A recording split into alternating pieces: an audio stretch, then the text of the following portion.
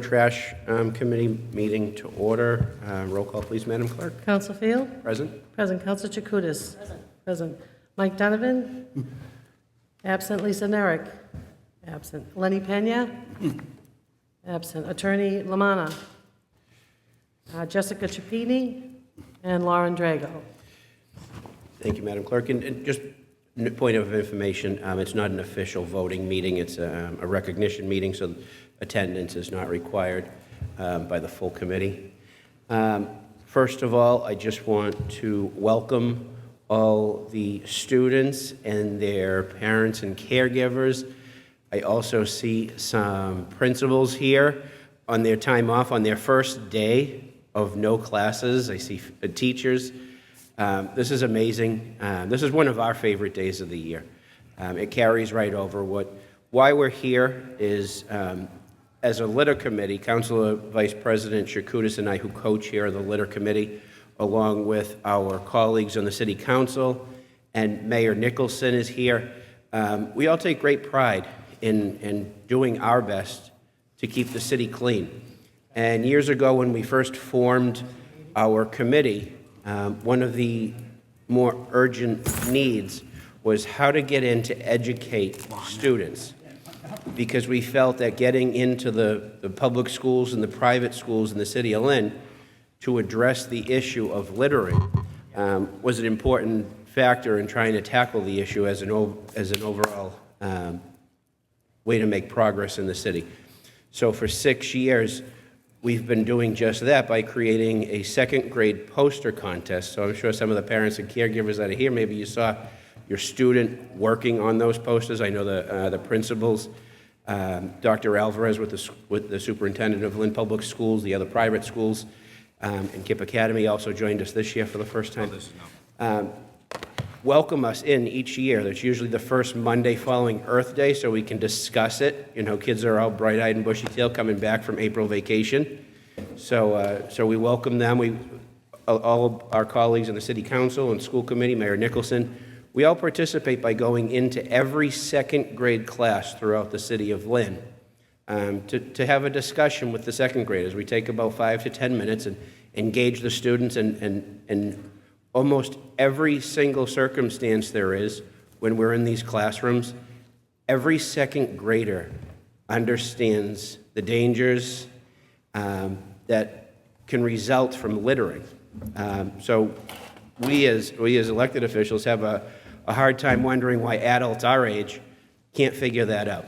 And older kids that are in high school that are supposed to be setting an example for the younger generation can't figure that out. It seems to be a role reversal where these second graders, and we're so proud of them, come in and they create these posters, and the discussions that they have, they're so knowledgeable. They're the ones that are the leaders in the city. They're the ones teaching us. And tonight, I know it's short notice. It's kind of a challenge of getting everyone's correct name, getting the actual posters printed at Lynn Vocational Tech. There's a lot of people that make up this whole process. As far as some of I mentioned today, I know our office with Terry Young and Lisa Herrera do an amazing job. The mayor's office with Chief of Staff Tebow and everyone in the mayor's office work hard. Community development, Lisa Nerick from the DPW, she's amazing. I know community development, Allison Perry, and the graphics department at the Lynn Vocational Tech, and certainly the administration at Lynn Public Schools, the private schools, KIPP Academy, and the principals and teachers in each of these elementary schools that we visit every year.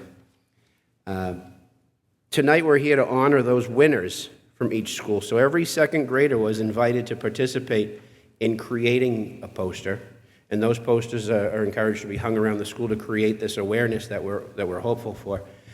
And tonight we're here to honor some of you that are listed as those 21 winners and our citywide winner. Our citywide winner will be on a billboard. I believe it's going to be in Wyoma Square this year. I reached out, Associate DPW Commissioner Nerick reached out to me to let me know that it was going to be in Wyoma Square. It'll be a replica that you see just in front of the council podium here of our citywide winner. So before I continue with reading the names, I would like to invite Mayor Nicholson to share some words on behalf of the city. Thank you all. Thank you, Mayor.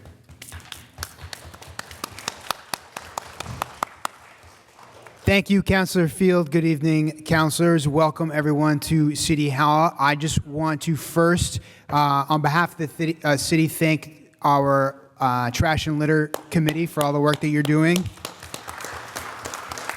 Particularly co-chairs, Councilor and Vice President of the Council, Diane Jacutis, and Councilor at Large, Brian Field, for your work on this. There have been so many that have been working over the years to try to improve the city's cleanliness, to tackle trash and litter, and we have made, I think, substantial progress, although we have a lot of work to do. And whenever that problem rears its head in the most frustrating moments, one thing that I think gives all of us hope is this contest and being able to hear from second graders about how important it is to them. And I thank the schools for inviting us to join them, and the families for all their support, and most of all, the students, all the students who participate. And particularly tonight, want to recognize and congratulate those distinguished winners. Thank you for sharing your insight with us, your passion, and for what you're doing to help keep Lynn clean. Congratulations.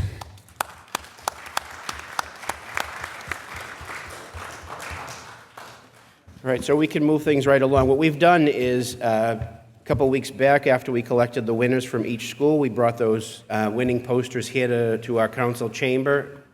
Everyone that wanted to participate in a vote had a vote, and we nominated the one winner. We'll announce that right at the end. But these 20 winners, their posters have been printed 50 times by Lynn Vocational Tech.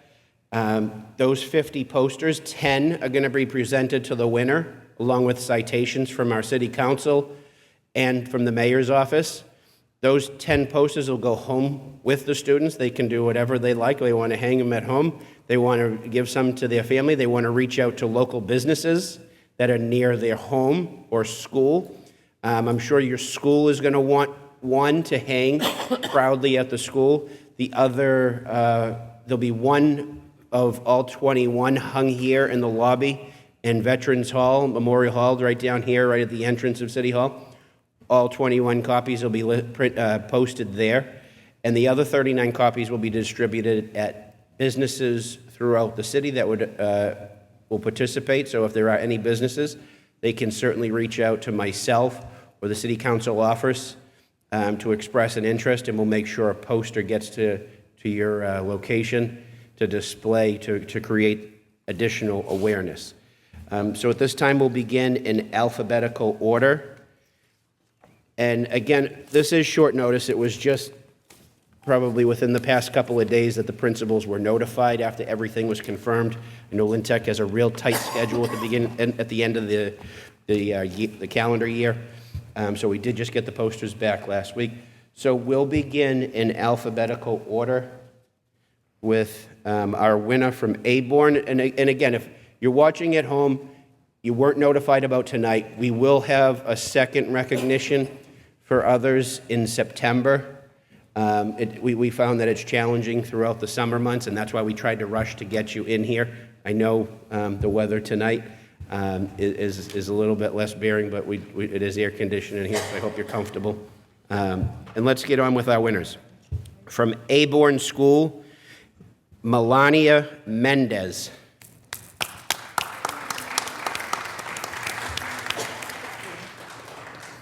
If I call your name and you are here, I do invite you to come up, receive your citation and posters, and then form a line right here in front of the stand. So Melania is not here. From Brickett School, Moises Lopez.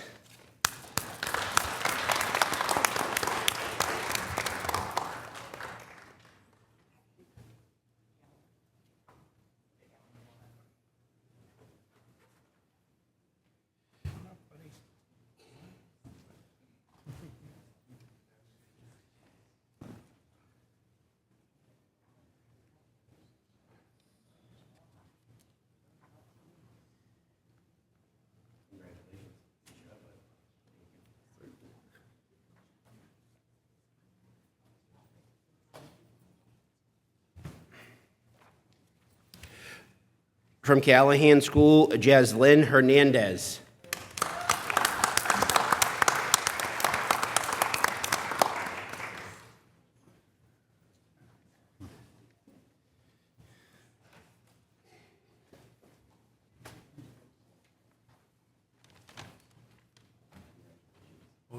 you. I'm right down front.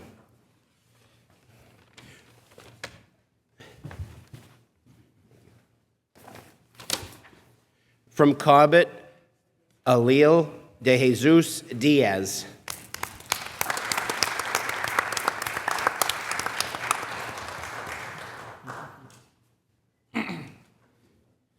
From Connery School, Chloe Lucia Perez Matul.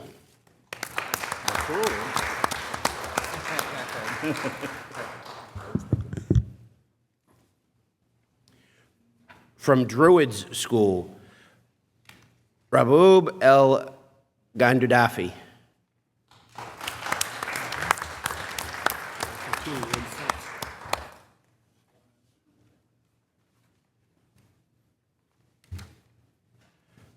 From Fallon School, Amaya Brown.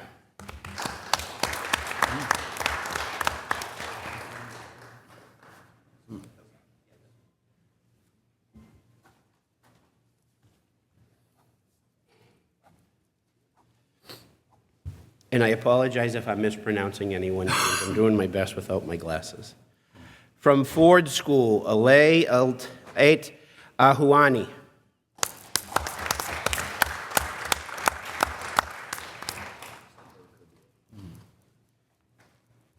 From Harrington School, Kashan Ramat.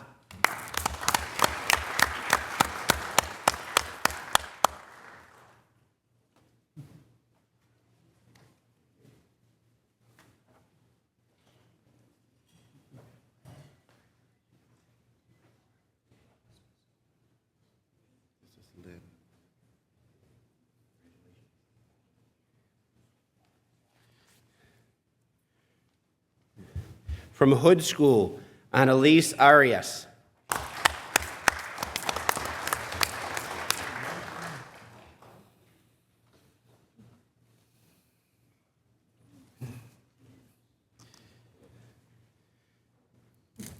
From Ingalls School, Neji Ippolit.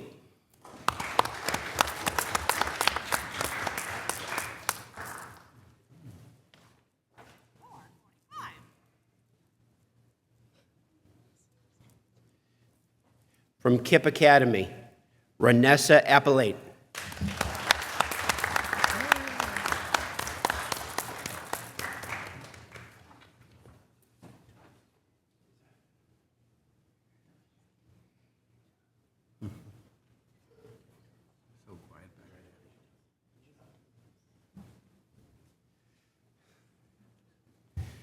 From Lincoln Thompson, Keelan Guzman de Leon.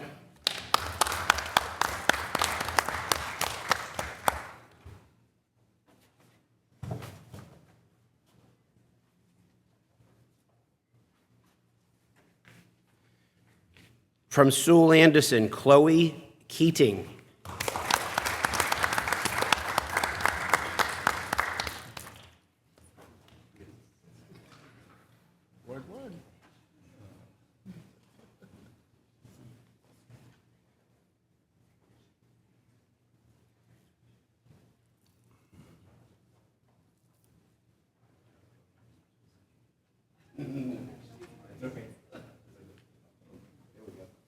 Thank you.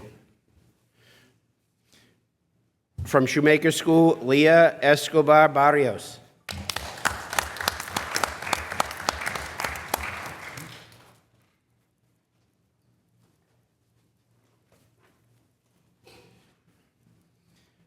From Sisson School, Stella Fogarty.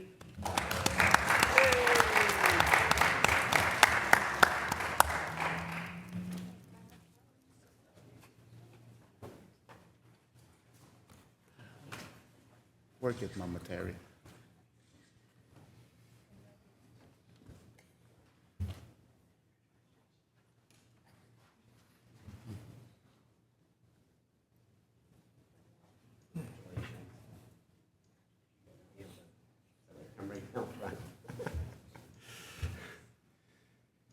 From St. Mary's Sacred Heart, Doran Soja.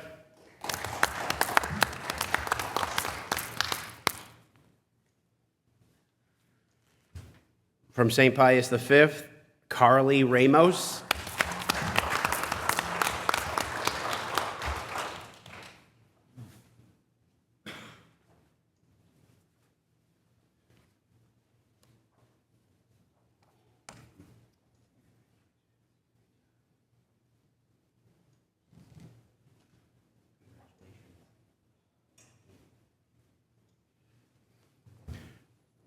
From Tracy School, Valerie Carballo Rivas.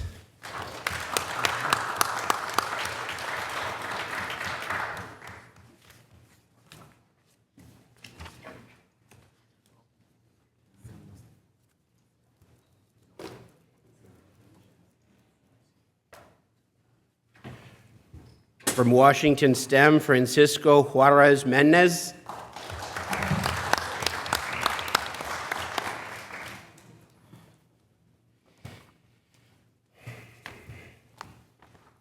And last but certainly not least, voted as our citywide winner, Clara O'Brien from Lynn Woods Elementary School. This is Clara's winning poster here. It'll be on a billboard this summer, I believe starting July 1st or just about, in Wyoming Square. So if you're driving through Wyoming Square, you'll see the hard work. So you can see it's a challenge, obviously, getting everybody here. We don't do it intentionally. We try to get everybody here. I know everybody's schedule is busy with family and friends, especially as school concludes for the year. I have the 21 posters here that'll be posted in our Memorial Hall downstairs for this season. And I think parents and everyone, if you look at all these talented second graders that stand here smiling in front of us, you know why this is one of our favorite days. When Councilor Chakoudas and I, when we visit the schools, and some of them don't even know they won yet, you could just see the pride, not just on them and the faculty at the school, but also the students that are in their classroom. They're so supportive of one another. And some of these classes stand up cheering for the kids. And it really is a warming experience for everyone. So on behalf of my colleagues on the City Council, Council Vice President Chakoudas, Mayor Nicholson, and the entire City of Lynn, I want to say congratulations to all the students and especially our winners that are here today. Congratulations. Thank you.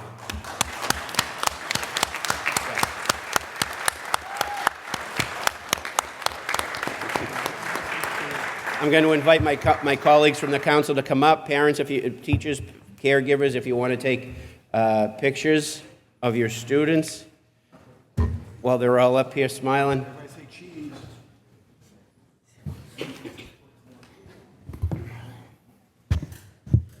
Next to me.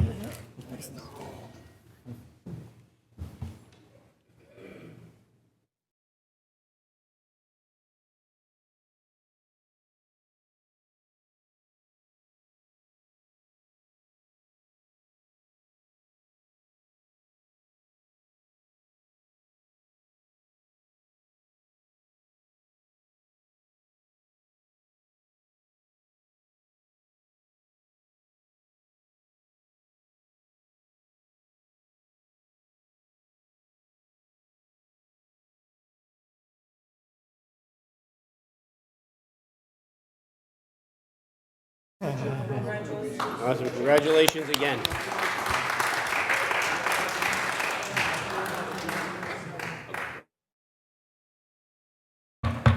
All right. Call to order our licensing meeting for Tuesday, June 24th. Roll call, please, Madam Clerk. Counsel Field? Present? Present Counsel Hogan? Present. Present Counsel Net? Present. Present Counsel Alanson? Present. Present Counsel Meji Madre? Present. Yeah, perfect attendance. Okay. We have a new taxi driver, William Beers, 285 Lynn Shore Drive. Mr. Beers? Are you Mr. Beers? Yes. Thank you for being here. What's the wish of the committee? Make a motion to table. Motion to? Motion Here. to approve. He's here? He's here. He's here. Oh, yeah, approve. Yep. Motion to approve? Yes. Second. Second? Who seconded? I didn't miss it, sorry. Any discussion? Nothing, all in favor? Aye, opposed. That license is granted, Mr. Beers, and it will be ready Thursday after 8:30 in the city clerk's office. You're all set tonight. Go enjoy the night. Thank you.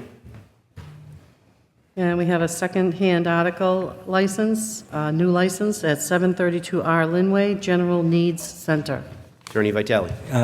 Thank you, Mr. Chairman. With me is Victor Abakasim. There. He is an entrepreneur who buys from Overstock, Amazon, Target, online, surplus goods, and then resells them at retail at a little store that's at the rear of 732 Linway, and he seeks permission for you for the secondhand dealer's license. Thank you, Attorney Vitale. Any, Counsel Hogan?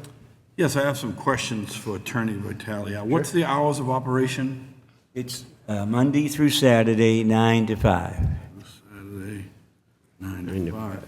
And what's the total details of the business? Excuse me? The total details of business, just selling secondhand stuff? He acquires them by online, and then it's often surplus goods that are available online, and then resells at retail to citizens here in the city of Lynn from a little store that he has there at the rear of the property. Now, that's an inside operation inside 732R Linway? Yeah, it's at the building at the rear, yes. So it'll be indoors, no outside sales? Correct, indoors, All right, absolutely, so yes. not like a flea market or anything like No, that there? no. It'll be inside? All right, before I approve this or anything, I do want to put some stipulations. that Certainly, yeah. Inside only, no outdoor sales. So I just want to make sure that's clear, because we're definitely trying to... You want to come to the podium, please? Sorry to interrupt you, but we had a problem with customer returns, where like, because we do in-stores and online. So what we did is we just posted an ad on Facebook that we're doing like a sale of these items. The misconception was it was like a yard sale. That was a mistake on the marketing team. They didn't know to put on the instructions that's in-store only. So no outside sales. All right, I just want to make that real clear, and I want to put that on there also, that it's definitely inside only, and there will be no outside sales.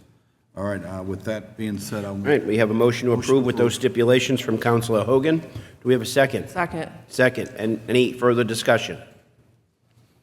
None, all in favor? Aye, opposed? That license is granted and will be ready Thursday morning after 8:30 in the city clerk's office. Thank you. Thank you for being here to answer the questions. Counsel Hogan, you have his name? Yeah, do you have a card or something? Can you send me his information? Excuse me? Can you send me his information? Get him my phone number and he can text me all his information. You got my phone number, right? Yeah, just have him send it over to me. Okay, text it over to me. All right. All right, thank you, Counsel Hogan. Thank you, Attorney Vitale. Any other business, Madam Clerk? No other business. None. What's the wish of our committee? Motion to adjourn. We have a motion to adjourn. Second. Second. Any discussion? None. All in favor to adjourn? Aye. Opposed? We are adjourned. Thank you.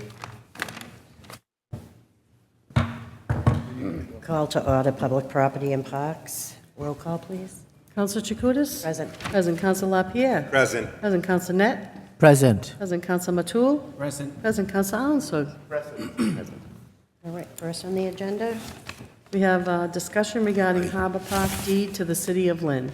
Attorney Lamanna. Oh, you're already there. Yes, so I'm pleased to report that the city of Lynn, as of July 8th, will own the Harbor Park.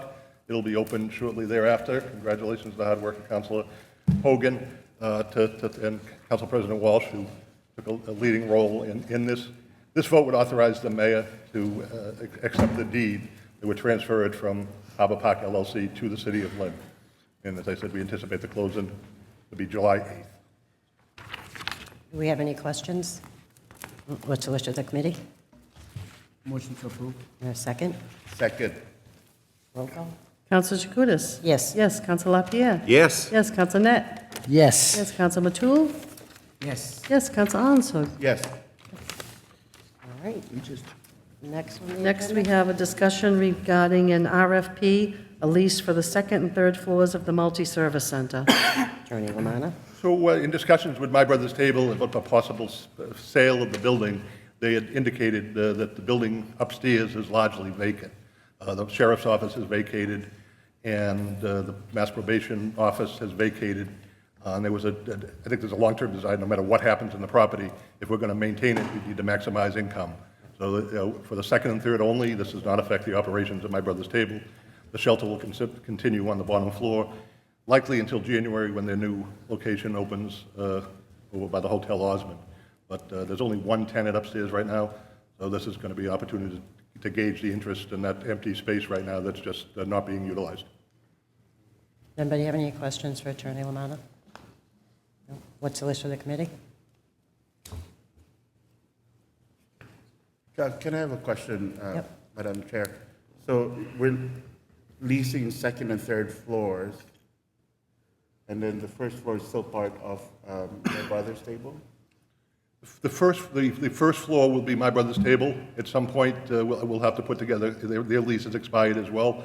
We'll likely put together an RFP where we'll be seeking a soup kitchen that is capable of serving the amount of food that My Brother's Table does. And it's my understanding, at least in the North Shore and the greater Boston, if not the greater Boston area, My Brother's Table has a history of serving more meals than any other soup kitchen. So someone would have to be pretty impressive to be able to come in and submit a bid that would overwhelm, I would imagine, the council based on the track record of My Brother's Table. Eventually, the basement area will become vacant when Lynn Shelter vacates in January. There are some challenges to that floor because of the flooding and severe weather events, and that may need to be adjusted. But at the moment, we've gone without tenants now for, I believe, more than a year on the second and third floors. All right. Do I have permission to suspend the rules? Councilor Meany wants to speak, and I don't think he's on this committee. Sorry, I didn't mean to be so formal. I just had a question. Is there any zoning restrictions on that building? The RFP asks for services to the general public. So that there would be, this is not going to be for apartment use. Whatever goes there has to be consistent with the primary tenant, which is My Brother's Table. So that is in the RFP. But we're looking for lawyers or those type of groups that can benefit the public. Thank you, Jim. Any other questions? Motion to send down the RFP for My Brother's Table site, multi-service center. Have a second? Do I need a roll call on that? Roll call? Counsel Chakutis? Yes. Yes, Counsel LaPierre? Yes. Yes, Counsel Net? Yes. Yes, Counsel Matul? Yes. Yes, Counsel Alanson? Yes. Yes. All right. Do we have any other business? No other business. All right. What's the wish of the committee? Motion to adjourn. Do I have a second? Second. All in favor, aye?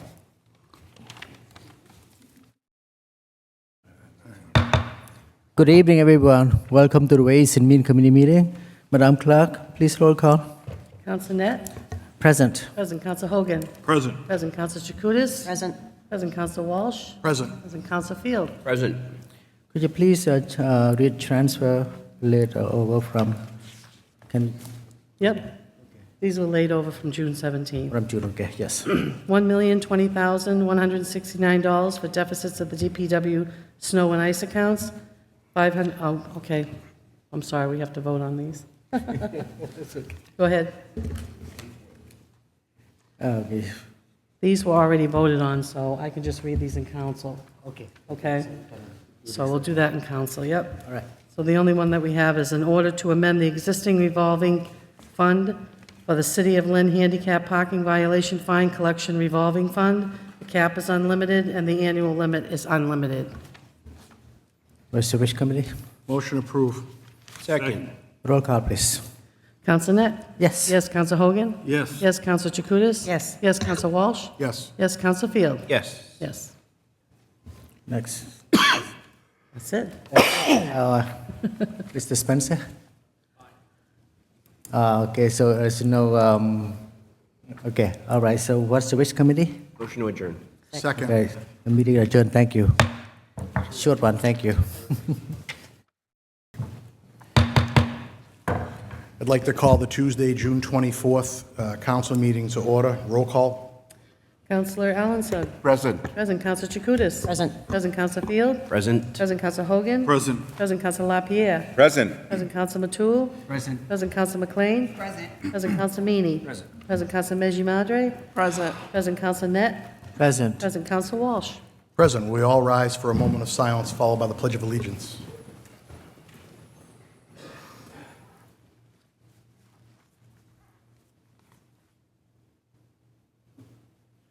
Pledge allegiance to the flag Of the United States of America, one nation, under God, indivisible, with liberty and justice for all. We accept the June 17th minute. We have a motion. We have a motion to accept them. We have a second. Second. All in favor? Aye. Opposed? Minutes have been accepted. Communications. We have no communications. No communications. Public hearings. We have the zone ordinance and the zone map rewrite. Anyone wishing to speak in favor, come on up to the podium. Mr. Mayor's here.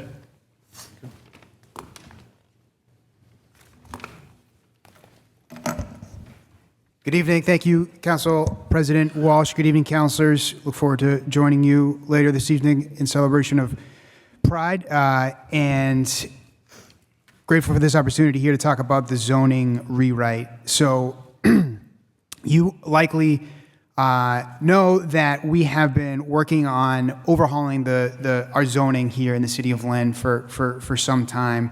I want to point out here at the beginning that effort to overhaul the zoning ordinance and the floodplain overlay are coming together because they're both amendments to the zoning ordinance, but they're two totally separate issues and have run totally separate processes. The rezoning is the city's process, and the floodplain map is a FEMA federally run process that they control. I understand that you may consider voting them separately tonight, which I think makes sense if that's what you choose to do. So I want to start here by voicing my full support of the rezoning effort, the proposed zoning ordinance to modernize the city's zoning and land use in the city that would strengthen our local economy and make our development process clearer and fairer for all. The zoning ordinance dates back to 1925, so that's 100 years of amendments and sometimes really just patchwork fixes that don't meet our needs today and our community's vision for the future. So Vision Lynn, which you all participated in and approved in 2023, was created with extensive community engagement and clear goals for stronger commercial districts, creation of good jobs, fiscal sustainability, more housing choices, and vibrant neighborhoods. And this zoning ordinance is how we start to deliver on that vision. It stems directly from that process. The goal of this zoning overhaul is to implement the vision that was created in Vision Lynn. We appreciate the efforts of our consultant team, the planning department, the internal zoning working group, which was made up of representatives from the Law Department and Special Services, EDIC, my office, the Zoning Board of Appeals, Planning Board, as well as the City Council, specifically Councilors Meji Madri, Matul, and Chakutis. Thank you to each of you. So the document is a result of extensive public input process that included multiple surveys, community presentations, office hours, videos, and a formal public comment period with the launch of a draft document in February. We reviewed all the feedback and made some substantive changes in response to the feedback, and I think you have those as well. And I respectfully urge the council to adopt the code and bring us to a 21st century zoning ordinance that will, like I said, help us achieve our vision for the community, for the kind of growth that we're looking for in jobs and neighborhoods, and also just make it more predictable, which benefits everyone. It benefits the developer to have a predictable process. It also benefits the neighbors to know what is likely to be coming to their neighborhood. On the floodplain issue, which again I would separate, I think it's important to note that the map is FEMA's, and voting, what they're asking us or what they're requiring us to do is to reference their map that they created in our zoning ordinance. And to do that is not saying that we agree with it. I think we've actually contested some of the locations already and had some success, and we'll look to do more if that is possible. I think there has been some misinformation that the city made these maps, and I want to emphasize that the city did not create the maps. It doesn't control them. They're under federal control, and regardless of how the council votes, residents would still likely be in a position where they have to purchase flood insurance, whether or not the city accepts the maps. There are, however, consequences to not accepting it, and I've not been made aware of a benefit to rejecting it. And I think there's others here that are prepared to speak more directly to that and also happy to offer more information when the time comes if that can be helpful. Thank you, Mr. Mayor. Yep, Appreciate thank that. you. Yep. Anyone else wishing to speak in favor of any of this? Come on up to the podium.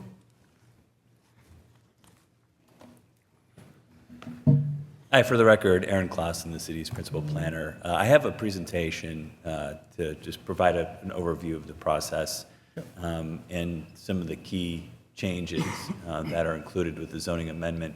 As the mayor pointed out, it is a comprehensive reworking of the zoning ordinance. However, wanted to hit on some of the key changes that we're proposing that are aligned with the objectives that the mayor pointed out in terms of consistency, accessibility, ease of use, driving economic development, and making sure there's transparency in the process for the larger public.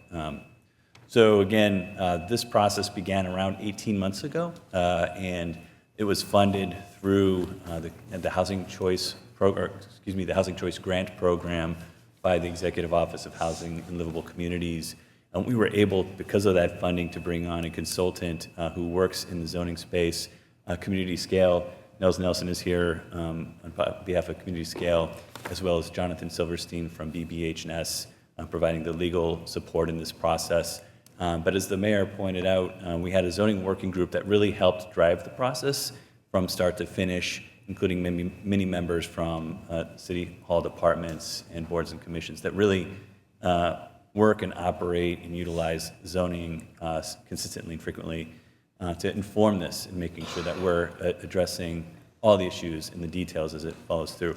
Again, as the mayor pointed out, this came out of Vision Lynn. Vision Lynn really articulated a future state for the community, and within that plan, articulated development as a key objective for providing the necessary community benefits. One of them is housing for Lynners. We wanted to make sure that new development is bringing new housing across the city, that we are also making sure that our land use requirements and our zoning drives and builds more commercial development, whether it's industrial, research and development, at a large scale or a small scale, but rebalancing our land use so that we have a better sort of mix between housing and commercial, driving job creation for the community so that there's better access to good jobs in the city.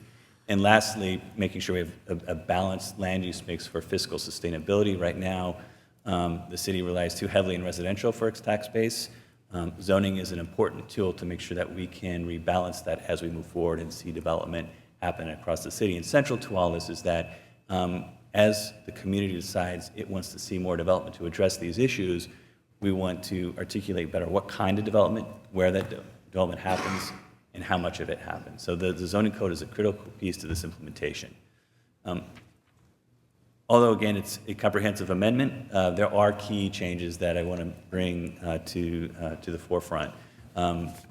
In this process, we heard across the board that there's concern around the use of use variances in the city and sort of the uncertainty that brings. So this proposal eliminates use variances as an option for projects and relies more heavily on by right, but also special permits, use special permits that is issued by the City Council. And the City Council is the granting authority going forward.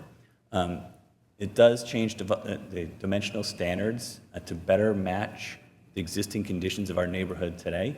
So one of the big first steps that Community Scale carried out was a zoning audit and determined that only 4% of the properties across the city would comply with our zoning code now.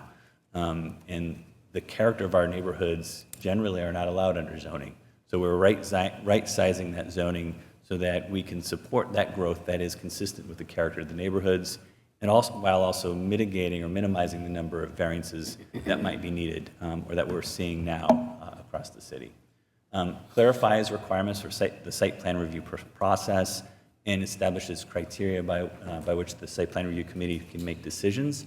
That's very important in ensuring that there's a strong legal foundation as those decisions are issued, but also creates some clarity and better understanding around what is approvable and how we can shape development under a by right process utilizing that tool.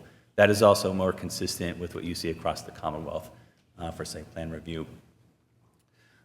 We provided a pretty technical, detailed change to the ground floor commercial requirement in the central business district. As you, I think, all know, in the downtown, we do allow by right mixed use with ground floor commercial up to 10 stories. What we're trying to achieve here is more clarity on the design of those spaces so that we're ensuring we're getting the kinds of commercial development that will create active ground floor spaces, more vibrant and attractive and welcoming downtown. Also, focusing those commercial uses on our key commercial corridors. We don't want it too dispersed, so we're focusing that development on Market Street, on Central, on Washington, Oxford, Monroe. But for some of the areas in the edge of the central business district, like High Street, not necessarily requiring commercial on the ground floor there. So that's the intention there, to drive that sort of economic development in the downtown. Providing a lot of clarity around nonconformity rules and extending grace periods. For example, right now, if there's a fire that takes place in the city, the property owner has 1 year to rebuild in that same footprint if it's a non-conforming structure. We're giving it a little bit more time because it can take over a year to get your ducks in a row to understand how to finance and fund that reconstruction. But the whole intention is to make sure that we can rebuild those facilities, again, consistent with what was going on there now. And that can help solidify and strengthen our neighborhoods, particularly residential neighborhoods that have smaller multifamily properties. We do look to modernize the use table. Really, again, as the mayor pointed out, the zoning code has not been amended comprehensively for a long time. So it doesn't include land uses in the innovation economy that we're trying to drive, the creative economy that we're trying to drive in the city, and creative enterprises. So we add more clarity around those use types in a way to make sure that's allowed and make it clear that it's allowed for developers, but also incent that kind of development where we want to see that. And then again, just to mention this earlier, balancing the land use mix to rebalance from residential to commercial, trying to attract more housing development and commercial development for job creation. I'm not going to stay on this slide for too long because I know it's very difficult to see the zoning amendment, but the main point in this slide is that the proposed zoning map is really consistent with the land use map that was created in Vision Lynn, or the place types that we developed in close collaboration with the community. So we took that information that was derived from our outreach and engagement, and we're putting that into the regulatory tool that the city has, the most powerful regulatory tool the city has to drive that change. Although it is comprehensive, there are a number of sections that are not changing at the moment. As you all recall, we adopted an inclusionary zoning ordinance a couple years back in 2022 that requires affordable housing with market projects for multifamilies. That has not changed. That requirement has remained the same, although there is some clarifying language in there to make sure it's consistent across the code. Parking requirements are also remaining the same. Other than some, again, clarifying language in the code, the on-site requirement for parking is going to be the same as it is now. The City Council remains the special permit granting authority, and in some case, we see more instances where the City Council have agency around driving and shaping development in a number of different districts. And then, again, districts are simplified, whereas we had 5 residential districts, we now have 4 to make sure that it's clear exactly what we're getting out of that development. And again, upgrading those land use typologies across the system. And then I would just say that the special purpose regulations are essentially preserved as they are now. And that's like, for instance, that's the wireless communication facilities or adult entertainment. There have been multiple drafts, although it's been an 18-month process. A lot of the existing conditions analysis that went into this took us for about the first 9 months or so. The first public comment, or the first draft was put out for public comment in February 2025, where we held it open for six weeks. We then, based on that period and the feedback that we received from the community and other departments, submitted a draft to the City Council in May 2025. That's the advertised draft. And then the one tonight, the final proposal that's before you, was promulgated in June of essentially this month. I'll get back to sort of some of those changes in just a moment, but just as a reiterate, really a strong community process. We had over 800 views on our webpage looking at proposed zoning amendments as it was moving through that process. And during the public comment period, received 21 formal comments that were considered in the final submission. Some of the key, I just want to highlight some of the key changes that have been made since the public comment draft was put out and the draft was submitted in May. As the mayor referenced, the flood hazard overlay district was being updated based on the FEMA floodplains that are going to be going into effect July 8th. Again, just to reiterate, we are not creating those floodplain maps. The city did not promulgate those. That's not based on any analysis we've done. All we're doing is including that in the zoning amendment so that we can stay compliant with the National Flood Improvement Program, the National Flood Insurance Program. Again, I mentioned this earlier, but we removed the Zoning Board of Appeals' ability to grant use variances and relying more on the city council as the special permit granting authority for special use provisions and entitlements in the city. Added criteria for special permit site plan review, I mentioned that again earlier. And then expanded applicability exclusions to the land structures owned by the city or for municipal purposes to make sure that the city can sort of continue to operate its facilities in the way it needs to provide for the community.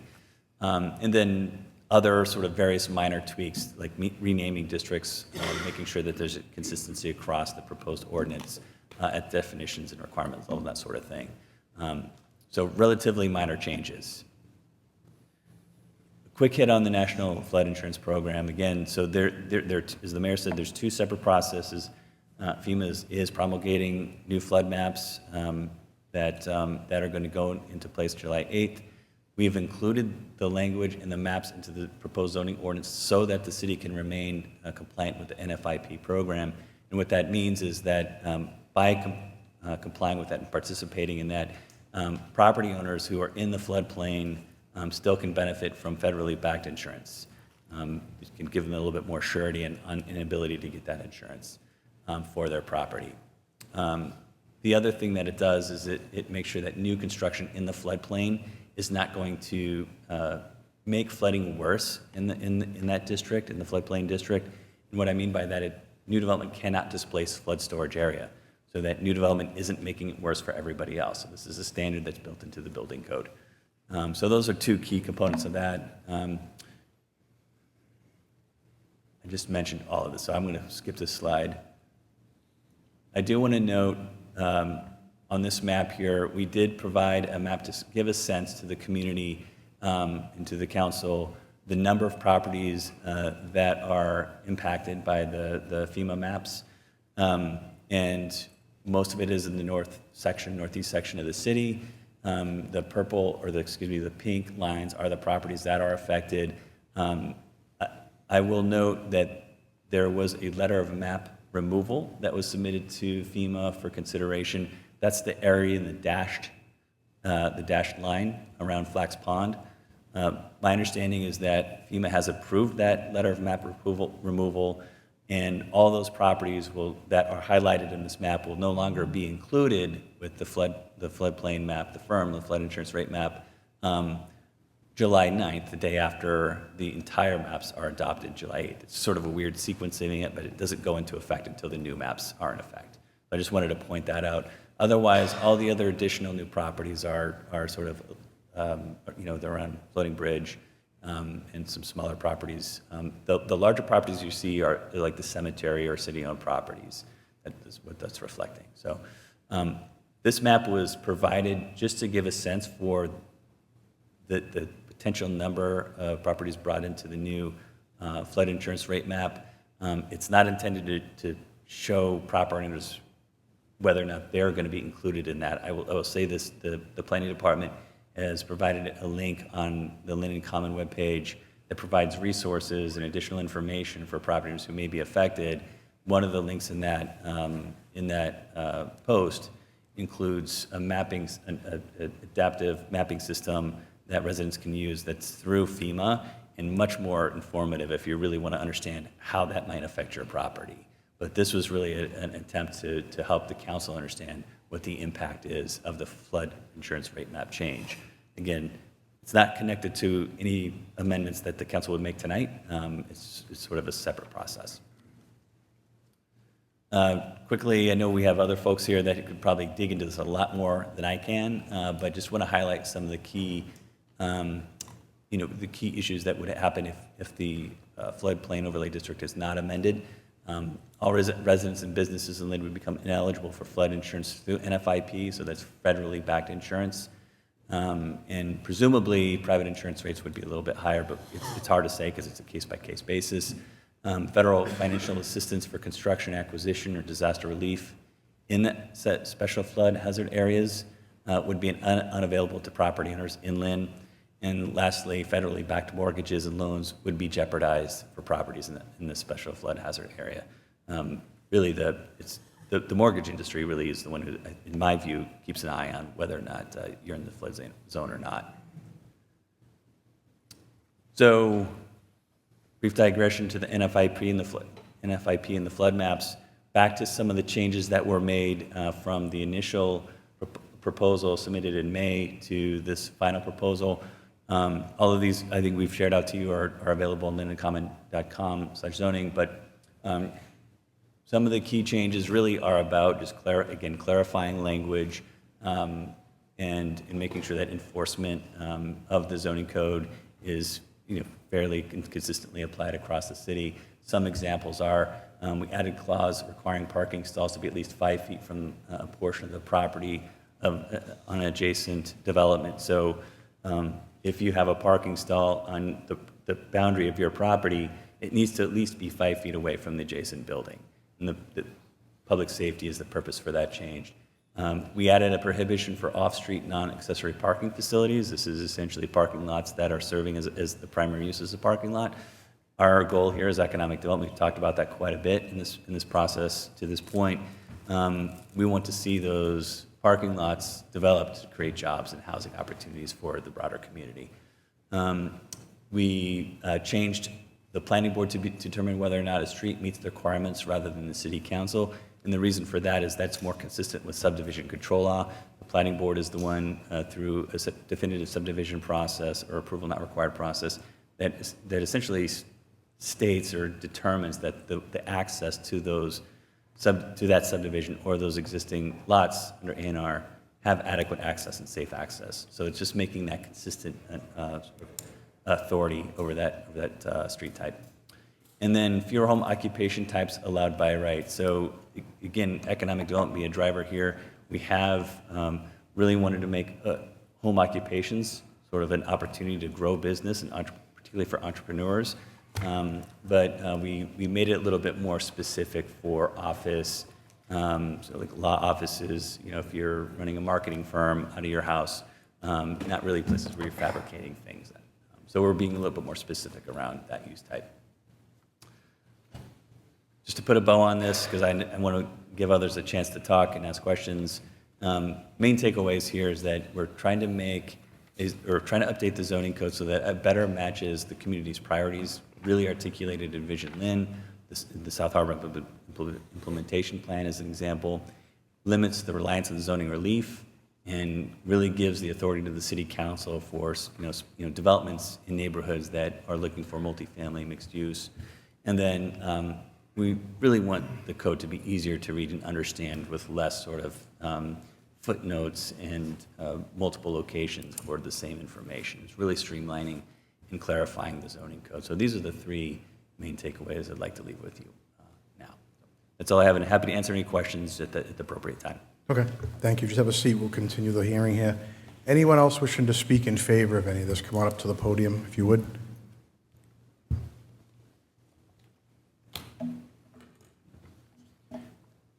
Good evening, Council President and members of the Council. My name is Michael Smith, and I'm the Emergency Management Director for the City of Lynn.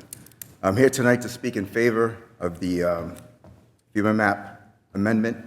I understand there's some concerns in the community about the proposed amendment to our floodplain management ordinance, particularly fears that the flood insurance cost will rise or property values will fall. And I would like to address some of those concerns directly and explain why adopting these updates tonight is not just important, but it's critical to long-term safety, insurability, and economic stability for our city.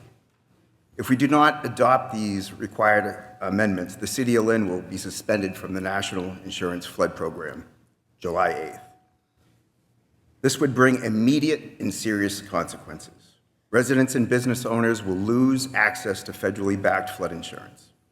Homeowners will be ineligible for FHA, VA, and other federally backed mortgages in flood zones. The city would become ineligible for FEMA disaster recovery funding related to any flooding events. Property owners would be forced to seek their own expensive and potentially unavailable private flood insurance. Nearly every community in Massachusetts participates in the National Flood Insurance Program. Out of 351 municipalities in the state, only 9 small rural towns do not. Meaning if the City of Lynn were to lose its standing with the NFIP, it would be the only city in Massachusetts not in the program. This is not a distinction we want associated with the City of Lynn, nor should it be a burden we should place on our residents and business owners. There's a common misconception out there. By adopting this ordinance, the city is somehow trying to raise insurance costs or change who's included in the flood zone. This is simply not true. The city does not create the flood maps, FEMA does. FEMA's flood insurance rate maps are based on computer modeling. This is a scientific analysis, not whether a property has ever flooded before. These models simulate the worst case scenarios, often referred to 100-year floods. They take into account rainfall, river data, storm surge, land elevation, soil types, topography, and downstream development. As a result, property may be mapped into a flood zone even if it has never had any flooding in the past. That designation is based on potential risk, not past history. If a property owner believes their land has been incorrectly included in a high-risk flood zone, FEMA provides a formal appeal process. Owners can submit a letter of map amendment or a letter of map revision supported by certified elevation data to request a correction. If approved, FEMA will update the flood map to reflect a more accurate information, which may remove the mandatory flood insurance requirement from their property. Tonight's vote should not be debating whether to accept FEMA's flood maps. It should be whether about the City of Lynn will continue to provide access to affordable flood insurance, maintaining eligibility for federal disaster recovery assistance, and by protecting our homeowners, business owners, housing market, and economic resilience. Over 22,000 communities across the country comply with NFIP requirements and adopt these floodplains when FEMA revises its maps. If we fail to do so, we are choosing to remove these protections and resources from our residents. I respectfully urge the council to vote yes on the proposed floodplain ordinance amendments. Thank you very much. Anyone else wishing to speak in favor of this? Anyone wishing to speak in favor? I think there's someone from the DCR here tonight. We've asked them to come. If you come on up to the podium, give us your name and what you do for them, please. Hi, I'm Eric Carlson. Like you said, I'm from DCR, Flood Hazard Management Program. My program is the state coordinating agency for the National Flood Insurance Program in Massachusetts. And like you said, I'm here basically to answer questions that anyone might have. The two speakers before me, they basically said all the stuff I was going to say, which is not approving the amendments to the floodplain district zoning would only result in Lynn being removed from the National Flood Insurance Program. The maps will become effective for all other purposes, which would include lenders would use them to determine whether they want to require flood insurance as a condition of any loan. They're used for building code and other state regulations, building code, Wetlands Protection Act regulations. So they will be in effect for those other reasons, but not adopting them and not adopting the rest of the proposed amendments to the floodplain district would just result in Lynn being removed from the National Flood Insurance Program, and the effects would be, as mentioned before, flood insurance through the National Flood Insurance Program would no longer be available. Certain types of federal assistance, mitigation grants, some kinds of disaster assistance would not be available in Lynn. So I am here to answer So, questions if just have you take a seat, because we're going to Okay. do the rest of the public hearing, and if there'll be questions, we'll have you come back up, okay, for the council. Thank you for being here. Anyone else wishing to speak in favor? Anyone else wishing to speak in favor? Anyone in favor? Seeing on that part of the hearing is closed. Anybody wants to speak in opposition? So this is for the zoning amendment or the flood maps. So I just want to be clear about that. You could speak about either or if you're opposed to them. Anybody's here tonight that wants to come on up to the podium, tell us who you are.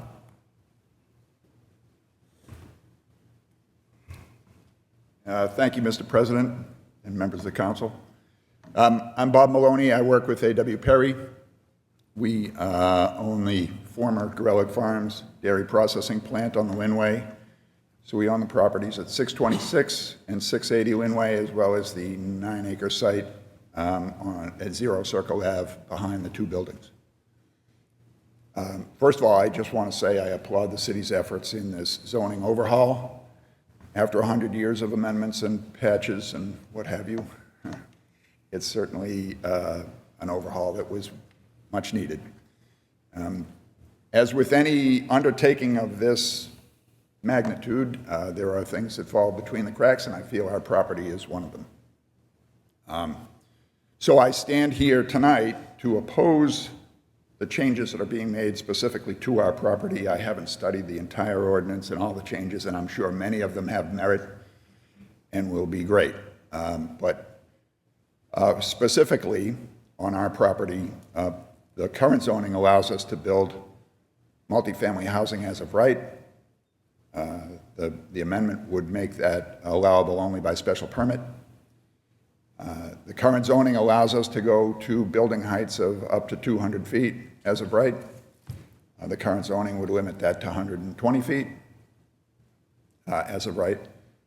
And then there is also a provision in the new zoning, proposed zoning, that would make it necessary for any building that we would build on any of our properties to have a first floor ceiling height of at least 21 feet. And after 5 years of working the market and talking to prospective tenants and trying to understand exactly what the needs of our tenants are, there are very few commercial or R&D tenants that we talk to who need ceiling heights of 21 feet. And as best I can tell, to change that at some point in the future would require a zoning variance. To get a variance, we have to show hardship. So we would prefer not to have that requirement in the new zoning ordinance. A ceiling height of 21 feet when tenants only really need, most R&D tenants can live with 14, 15 feet. An additional 5 feet in height would add additional cost to any project that we would be proposing, and therefore, without any offsetting additional revenue, and therefore would make that project less feasible. So for those reasons, we oppose the changes as they pertain to our property. I hope that the council will take those into consideration when casting your votes this evening. Thank you for your time. Thank you. Thank you very much. Anyone else in opposition that wants to speak? Is there anybody here in opposition to either the floodplain maps or the zoning changes here tonight? Anyone in opposition? Anyone in opposition? Seeing none, that part of the hearing is closed. I believe there's a letter from the planning board that we're going to read. The clerk, if she could read that, please. Dear President Walsh, at the meeting of the Lynn Planning Board held this afternoon, the board held a public hearing on the proposed complete rewrite to the City of Lynn zone ordinance and zone map as advertised in the Daily Item on June 9th, 2025 and June 16th, 2025, together with the attached 16-page zoning amendments. There was a motion made and unanimous to accept, recommend to the City Council that they adopt the rewrite of the Lynn zoning ordinance and the zone map as advertised. Sincerely, Robert Stillian, Chairman. All right, thank you. I'm just going to ask if Jim, the city attorney, can come up for a second. I'm sure everybody has questions here, so before we have any motions from anybody, let's just ask some questions and see where everything is. So Jim, can you give us a little procedural breakdown on what we can do here, just as far as the hearing and what we can and can't do? So I've received some individual calls about possibly pulling out Section 10A, which deals with flood maps, whether it is a vote to deny, to approve this map and without Section 10A, that's an option.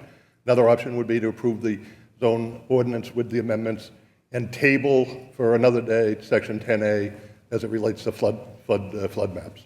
Okay. Or it can be accepted in its entirety as recommended by the planning board.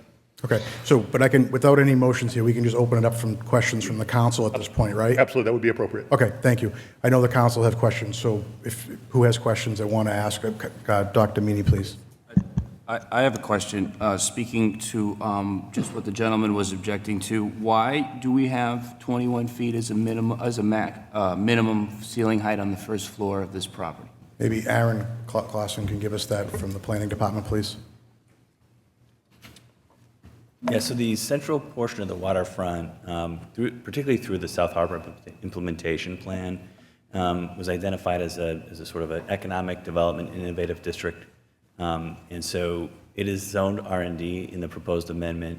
And what we're trying to achieve there is attracting development that has advanced manufacturing with research and development as a component to that. And our goal is to really drive multi-story projects. So the ground floor, in essence, because of its proximity to the ground and logistically, we're incentivizing manufacturing. That's why you need the higher floor plate. Then above, the upper stories could be a little bit lower to accommodate the research and development. So we're really trying to drive, again, job growth and economic development, but in a way that provides opportunity for manufacturing, and particularly manufacturing the tough tech, green technology, research and development around life science, and any other sort of science-based business. So that's really why the 21-foot floor minimum is provided to drive manufacturing in that area. So just a follow-up. So if there was a demand for 21 feet, couldn't they build to suit? Why should we mandate a minimum? I mean, there's nothing there now. Why? So I think just by making it 21 feet, you're just restricting who could rent there. I know you're incentivizing a certain company, but there's nothing says that you can't change the plan based on demand, correct? Well, once you build a 15-foot floor plate from ground to ceiling, you can't adapt that. Once that's built, you can't provide or allow for a manufacturing facility that needs that sort of space. So what we're trying to do is incent that construction so that there's the ability to grow into that space. You could have research and development, clearly, as Mr. Maloney said, research and development could be accommodated with a smaller floor plate, but as soon as that's built, you've now foreclosed your ability for a manufacturing facility. So we're trying to, again, incent that so that's done on the ground plane, and we preserve that opportunity for future development. And this is just the first floor. So like if you could rent in someone that needed a 14-foot ceiling on the second and third floor, for example? Absolutely. Correct. Okay. Any other questions from the council? Yeah, Councilor McLean, then I'll have Councilor Field. My question is about parking. I know we already have a huge parking issue downtown, and it seems that there's no real restriction on new developers and how they're going to address that. Can you speak to that issue? Like, why aren't the new developers being required to provide parking? Yeah, and as part of this process, we really look to not address or change the policy for downtown development and requiring additional parking on private development. As you know, we just finished the comprehensive parking study in downtown, which laid out a strategy to better utilize the existing inventory of parking that the city manages, whether it's on-street or off-street parking lots. And before we went to requiring on-site parking for new development, which would create a significant barrier to development in our downtown when we're seeking to drive redevelopment in the downtown, we want to better utilize what we have now before we make any changes that would put that restriction onto private developers. So it's balancing what assets we have in terms of inventory parking for public use versus still incentivizing redevelopment in some of the key properties in the downtown. So my question is, for the new people that are potentially coming here and need parking, what incentives are you giving those people? Like, how are we going to address that issue? Because it is going to be an issue. The parking study modeled out a couple of different future scenarios, and all of them showed that under the existing conditions, with existing inventory, and across the downtown, we have adequate parking supply to support it. We just need to manage it in a different way, and that's part of the implementation strategy coming from the parking study. There is, in the very tight in the downtown around the parking garage, there was a future scenario after development, we're talking future development, where there would be a need for more parking to support that. That's driving our conversation with MBTA around the redevelopment of the garage, so that redevelopment brings on new parking supply that's not available now. So we're really working with the T to make sure that the redevelopment at that site includes public parking that could address the future development there, but also other properties around that property on Monroe Street or Broad Street. So that's where we're looking to see, to build more capacity in the future. Okay, my last question is about the bedrooms. Is there a restriction on how many bedrooms can be built down there? Like a restriction on 3-bedroom apartments or 2 bedrooms? Are developers able to build units that will house families, or is it just going to be restricted to 2 or 1 bedroom? There's no restriction or limitation on the number of bedrooms that can be built in a multifamily. There is a parking requirement for 3 bedrooms or more. So that will have an effect for particularly affordable housing development. What we're seeing in market development in the city, particularly in the downtown, market developers are not going to be building more than 2-bedroom units just from a market feasibility perspective. It's more valuable from a revenue perspective for them to build studios and 1s and 2s bedrooms. And that's a theory that you have, or is that? That's what we're seeing across the board. Okay, thank you. Councilor Field and Councilor Mr. Hogan. President, so I have some questions for Aaron while he's there. Just to follow up on Dr. Councilor Meany, his questions. So the property owned by A.W. Perry currently, so nothing's grandfathered in, correct? No property's grandfathered in? I do not believe they submitted a definitive subdivision plan, so no. Okay, so they would have had to submit those subdivision plans before this vote, correct? Correct. Okay, but there is special permit option? There is. That would come before the council and the planning board? Yeah, there's a special permit option that comes with the council as the granting authority for a project that has housing units as a part of it. Right now, the by right use is for commercial use, but we did include a special permit option to build housing above the first floor. There's also, as Mr. Maloney pointed out, the height requirement by right is 120 feet, so roughly, it's going to be under 12 stories because of the commercial use designation, but to get above 120 feet, that would require a special permit of the city council as well, up to 240. Okay, so the special permit would only be on the residential part, but not the commercial? Correct. So if this was approved, it would be mandatory without no consideration of a special permit for that 21 feet requirement, correct? That's right. Okay. And the gentleman that spoke in opposition to that particular part of the ordinance, the zone ordinance, he said there's no market for that type. Is the city aware of some other type of marketing for that? Well, our view, based on where we built this policy, came out of work that was done in Boston to incent multi-story commercial that has a manufacturing component. It may not be something that's out there at this very moment in the city of Lynn, but we want to make sure that we're maximizing redevelopment opportunity to create jobs.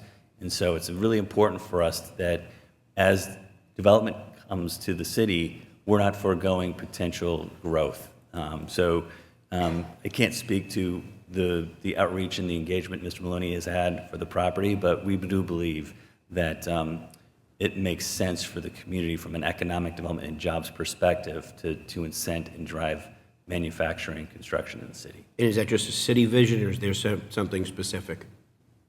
It's the city's vision. And then on a different line of questioning, on page 15 of the presentation, I don't know if we can go back to that presentation. Just I while don't we're know, here. I don't know if we have the IT gentleman's here. Could you bring that back up, please? Maybe Aaron can do it from there, I don't know. I think I just broke it. You broke it. Okay. Sorry, Matt. It's cool. Thank you. We don't have a I'm copy. gonna bring back the old projectors. Maybe I Let's did. see, hold on, we have an expert. You got it. All right, look at that. Right. I'm sorry, which slide was it? Page 15, it said on the slide proposal. Here we go. So where it says, "Planning board to determine whether or not a street meets requirements rather than city council," what does that mean clearly?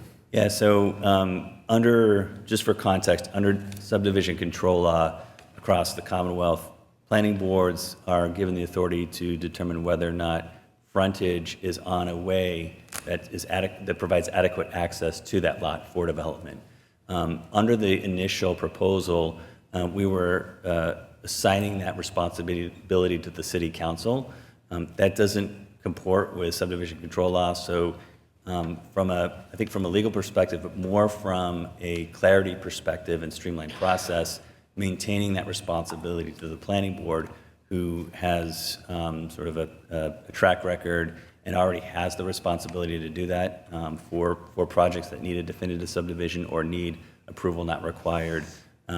It sort of lays that requirement on them to sort of determine whether or not there's adequate access. And currently, that's not both the planning board and city council?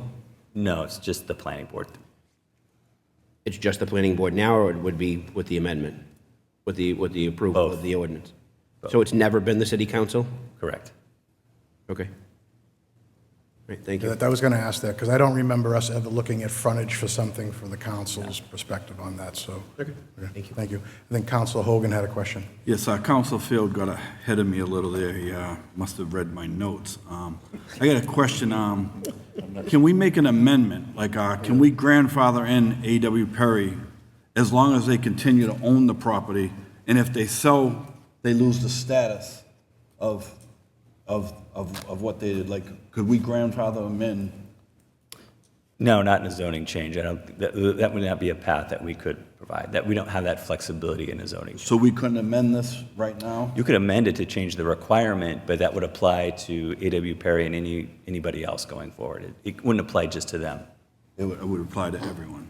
All right. If I could just ask something real quick, just curious, Aaron, I came from the manufacturing world a little bit, so I worked at GE for a number of years, and most of those high bay buildings had at least an extension of over 20 feet. Some of them larger, right? So if I'm wrong about this, the idea here is to say, this is what you can do as a matter of right. We want that high ceiling, and that's an expectation so we don't eliminate future uses. I mean, much like a lot of the first floor building that's going on in the city, and we're saying we're requiring that first floor retail, right? And I think I'm right, the North right. Harbor project, correct? Correct. And a lot of people have had pushback with that and have said, we can't fill that space, right? And we've had that pushback. But we're looking a little bit more to the future, if I'm right, to say, hey, here it is. Once it's gone, you can never get it back. So if they needed an amendment to a specific project, and I mean, we've amended a lot of things over time. If they had a project that was in the pipeline and something that had this validity to it, the city wouldn't look at that as an overall and say, hey, this is a better project, we can amend the ceiling height? Well, from a process perspective, we can always come back and change any of these regulations that are being proposed today. And I think, we didn't talk about this much in the presentation. An overarching effort here was to essentially lay the groundwork, or essentially the circuit board, so that we have a strong foundation. We have proposed here regulations, whether it's a use regulation or a dimensional regulation, that is seeking to implement the objectives of Vision Lynn, the South Harbor Implementation Plan, as we mentioned. That doesn't mean we can't come back and reassess if it's working or not. That doesn't mean we have to wait another 100 years or 50 years to amend zoning. And I think the intention here is to lay the groundwork so we have a strong, accessible zoning code. But come back. We're going to have to come back and make amendments. Yeah. Market's going to change. Objectives are going to change. This is not intended to be written in stone. We really want to work with the council, with our partners in the private sector, other departments, to make sure that we're refining this over time to ensure the city is achieving its objectives, whether it's housing, economic development, what have you. Right. I mean, just to the defense, I guess right now, as A.W. Perry, they're looking at a loss to a matter of right now. So I understand that that's a thing that they would say, hey, we have it now, we don't want to lose it. But if we're looking at it from a perspective of the entire city and all the properties, you know, that there's still possibilities to bring something forward if they have a development plan or something to adjust to what they need. I mean, we've done that over time on the Linway on a lot of projects. So it seems to me like it may be lost as a matter of right to the individual landowner, but it's not without possibility in the future, correct? I think that's a fair way to put it, yeah. Okay, thank you. Councilor Madry. Thank you. Thank you, Council President.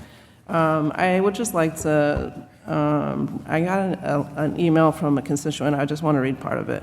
So below is a concern about one specific small part of the zoning rewrite. The zoning rewrite includes a provision that strongly discourages apartments for larger or multi-generational families in downtown Lynn. We desperately need apartments of 3 bedrooms or more, along with the studios and 1 and 2 bedroom apartments, to meet the needs of residents and to keep the diverse mix of people that makes Lynn special. The planning department may say we can come back and fix this another time, but in the meantime, our city will miss out on potential projects that could include a more diverse mix of apartment sizes to better meet the needs of our people. The provision is a holdover from the current zoning, and this rewrite is an opportunity to get rid of a bad discriminatory policy. We should take this opportunity now by fixing, we should take the opportunity now by fixing this. Sorry, hold on, I just lost my, fixing the central business district off-street parking provision as it stops blocking apartments of 3 bedrooms or more that are needed by larger and multi-generational families.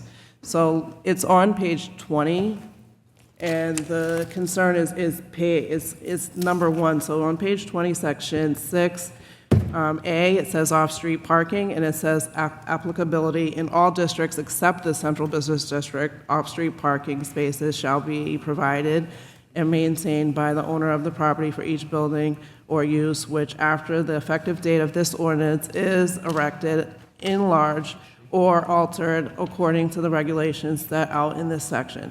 The intent is that except in the central business district, eventually all structures and uses be provided with sufficient off-street parking spaces to meet the needs of persons making use of such structures and land uses.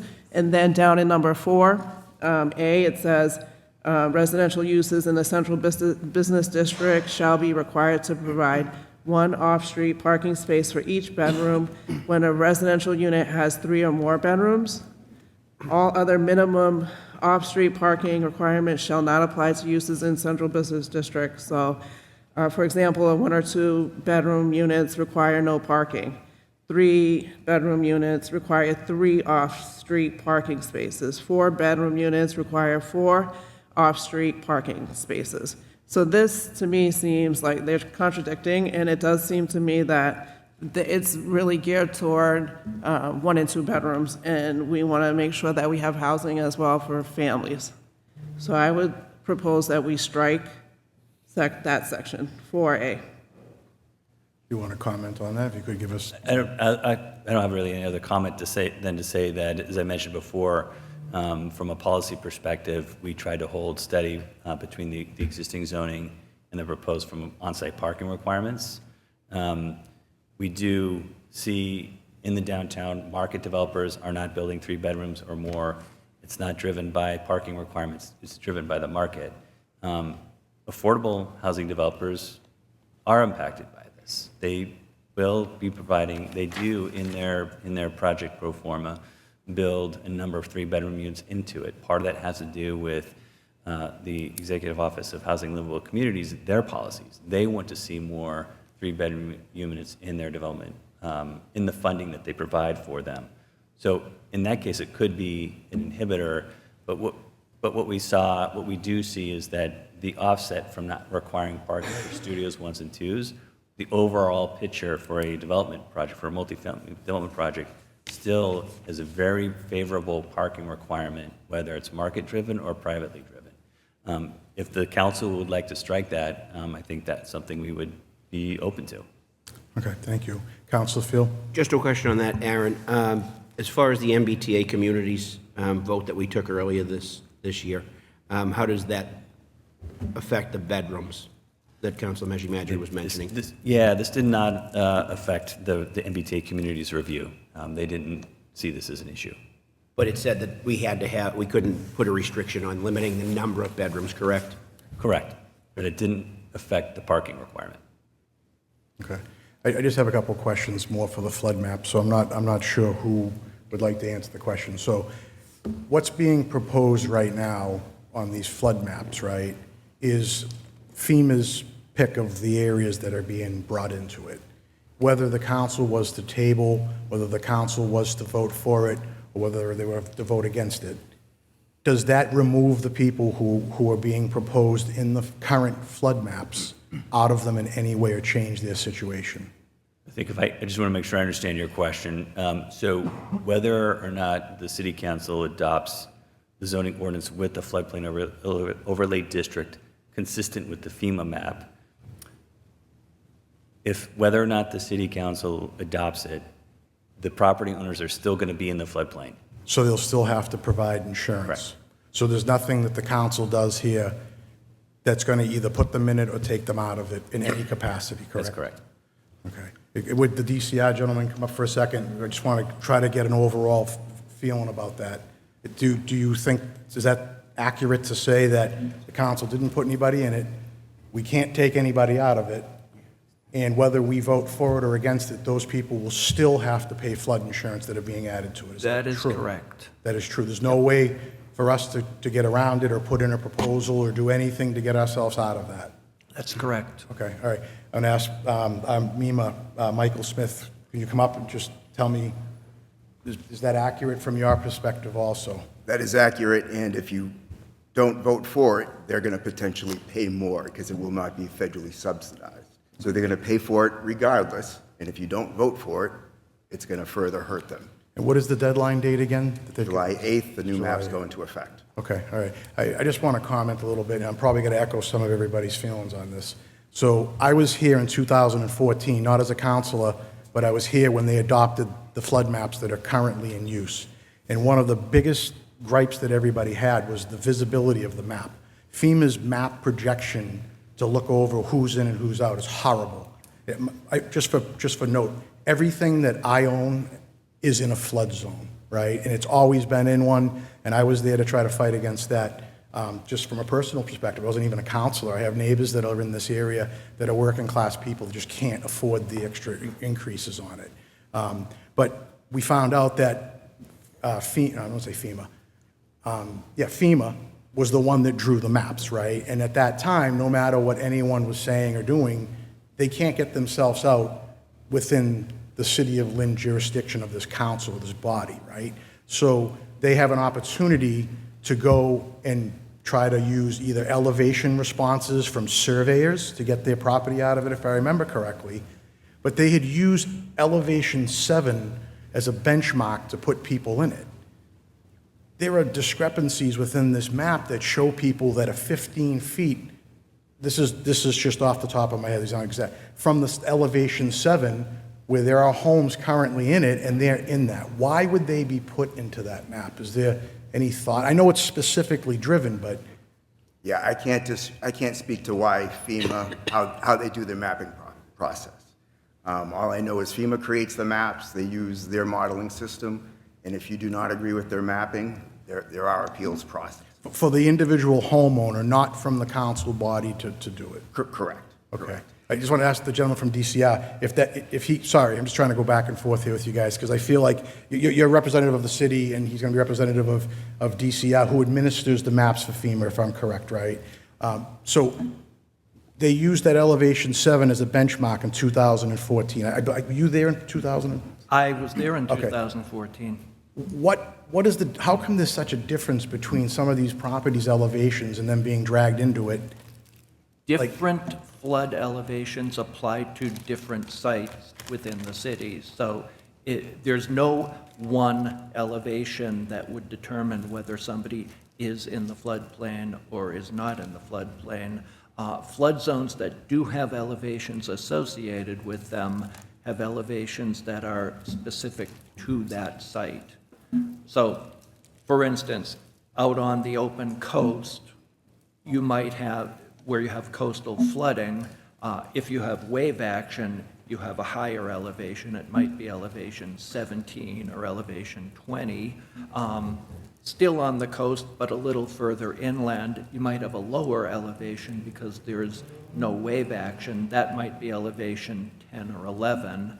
But then, as you go further inland, where you have riverine flooding, the flood elevation is going to vary over the course of that flowing body of water. And like I said, where there are elevations associated with the floodplain, they are specific to the site. And you can get those elevations from the flood insurance rate maps. Also, they're available, and you can get more detailed, accurate information, especially for rivers, in the flood profiles that are in the flood insurance study. And I just wanted to address one other thing you said. If you're looking at the PDF panels or the printed paper panels, I would agree with you that it's really difficult to read them and to determine whether something is in the floodplain or not in the floodplain. But FEMA has what they call online map service center that connects to the National Flood Hazard Layer, which is a fairly user-friendly GIS interface that is very easy to read, where you can enter a street address and it'll zoom in to the location. They're based on aerial photography, so you can see actual structures and streets and other physical features of the area with the flood information overlaid over that. So if you're looking at paper maps or PDFs used to make those paper maps, you're not looking at the best information available.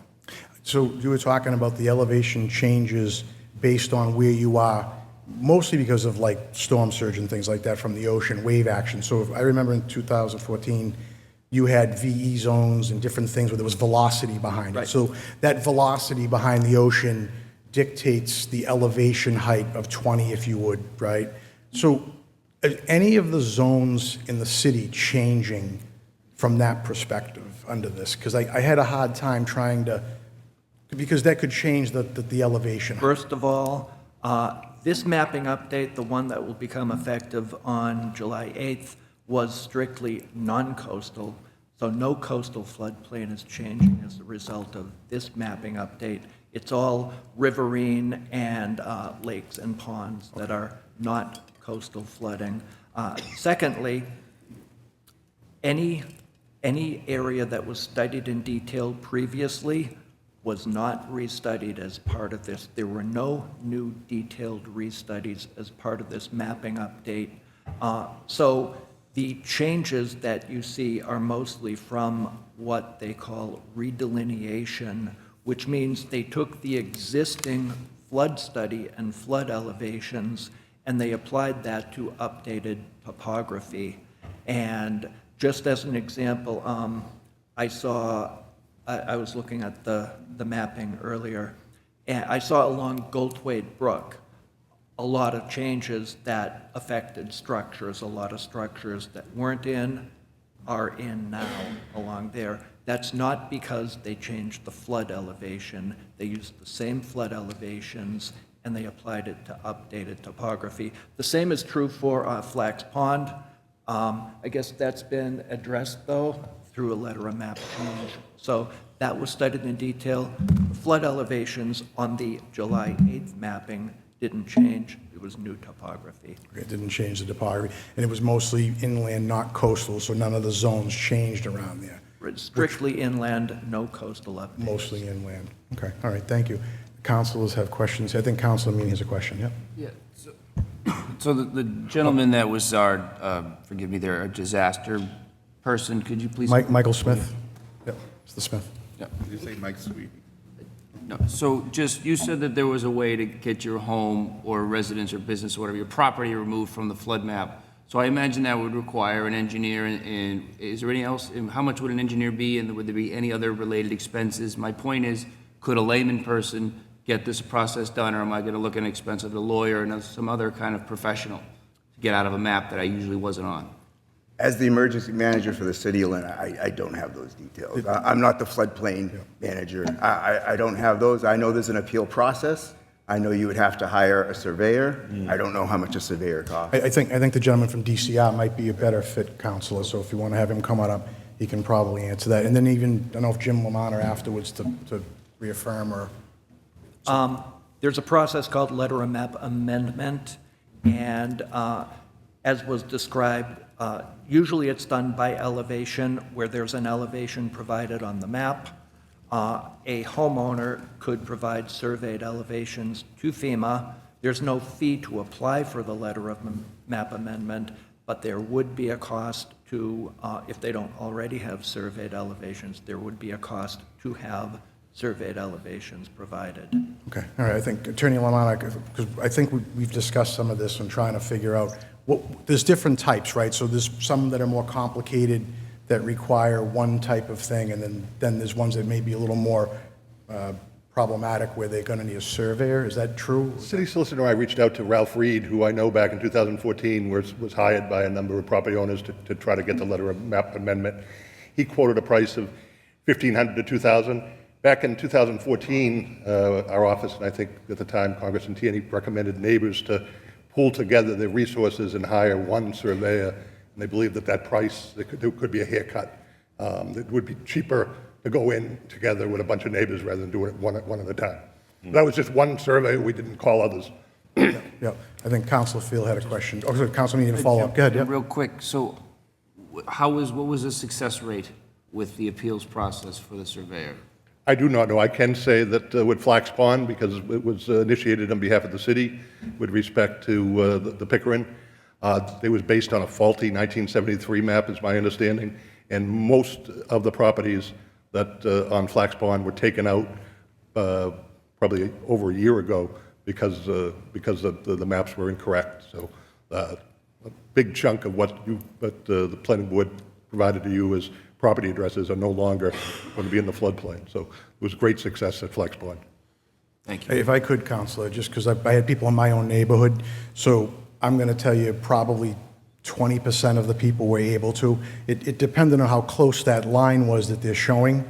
Like if your corner of your porch was in it, and you could say, hey, it's only a corner of the porch, it doesn't affect my basement, people were able to get it out. But there's many people that were very far beyond that line that are not going to have that success, myself included in that. My own personal home is smack dab in the middle of it, and there's no hope for me ever getting my house out of it. So I don't know if that helps a little bit, but there's been some success. There is cost to it. It's one of those things that, people would have to pay for, and it kind of isn't sitting well with a lot of people, and I know that. But I think at the end of the day here, the body, whatever we all decide here, a couple of things we got to remember is, one, we don't decide who's in the map and who's out of it. We don't have that authority. So whether it's shot down, tabled, or if it's going to be moved forward, all those people that are very upset about this, they are still in that, whether this council adopts it or not. That was very clear by at least 3 or 4 different people, whether they were city people, people from the DCR. I will say the one thing that I thought was, not a good thing here is that in 2014, we had the luxury of getting FEMA here to be in the chambers downstairs or the auditorium, and they had lots of people come here to explain this, so they weren't hit with it. That didn't happen. I don't know the reason behind FEMA's adjustment to that. I know there was some meetings, the DCI gentleman could probably tell us. I know one of them was in Quincy. Difficult for people in this area to get there to be heard about it. I know that's been a problematic thing. But I think people who are currently in the flood zone that have always been in it are going to lose the ability to be able to sell their home and be able to get federally backed mortgages. And Jim, How many people, just for reference here, because Jim had looked it up for us, how many people do you think in the city of Lynn, percentage-wise, have federally backed loans? Because I didn't know a lot about how federally backed loans. Right, I got this information from Mr. Carlson this week. 349 homes are in the federally backed insurance program. I think there's 1,300 and change on the 2014 map. That'll go up to 1,400 and change with this new map, because those people aren't, the new 100 plus don't need insurance until July 8th. Yeah, So so about 30% of all properties in the floodplain have federal insurance policies. No, not insurance, I'm talking mortgages, let's be clear. Oh, mortgages. 90% of all current mortgages are federally backed. So that's a different statistic. So Right. that's my biggest concern about this, is you're looking for cash buyers just if you want to sell your home. So 90% of the people within this country have federally backed mortgages. So if you are, so again, back to whether you're in the flood zone or not, or whether you've been added to it, or you're an existing person, if this was not to pass based on timeliness or whatever the case may be, every one of them, the people that were in the flood zone before and the people currently being added to it, would still lose the ability to sell their home to a federally backed mortgage provider. I want to. If the regulations of as written today are followed, you could not get a federally backed mortgage. I do not know what would happen to existing federally backed mortgages. I think we talked about that today. We don't know the answer to that. I don't know the answer. Does the gentleman from the DCR know that answer? Maybe he could. So the question is, people who currently have flood insurance that were already in the 2014 maps that have federally backed mortgages, okay, if the map isn't accepted, do they also lose the right to sell their home to a federally backed mortgage person? I'm not 100% certain about that. My understanding is what are referred to as mandatory purchase requirements apply to communities that participate in the National Flood Insurance Program. So if a community participates in the National Flood Insurance Program and a person has a mortgage within that community, they're required to have flood insurance policy as a condition of that mortgage or any actual federally backed loan. Those same conditions don't apply in communities that don't participate. So if a community is suspended from the program, for instance, those same rules don't apply to loans that are issued in those communities. However, it's up to the lender whether or not they want to make flood insurance a condition of any loan where a structure is in the floodplain. My understanding, my inexpert understanding, is that most lenders will still require flood insurance. It just won't be through the National Flood Insurance Program. It'll be private flood insurance. Private flood insurance. So people who are being dragged into this, the new people that are being in it, regardless of the vote on the council, will still be asked by a mortgage provider to have flood insurance. My understanding is that that is very likely, that most lenders will still require flood insurance. Okay, thank you, thank you. Councilor Field. Thank you, Mr. President. I don't know who wants to answer this one, so have at it.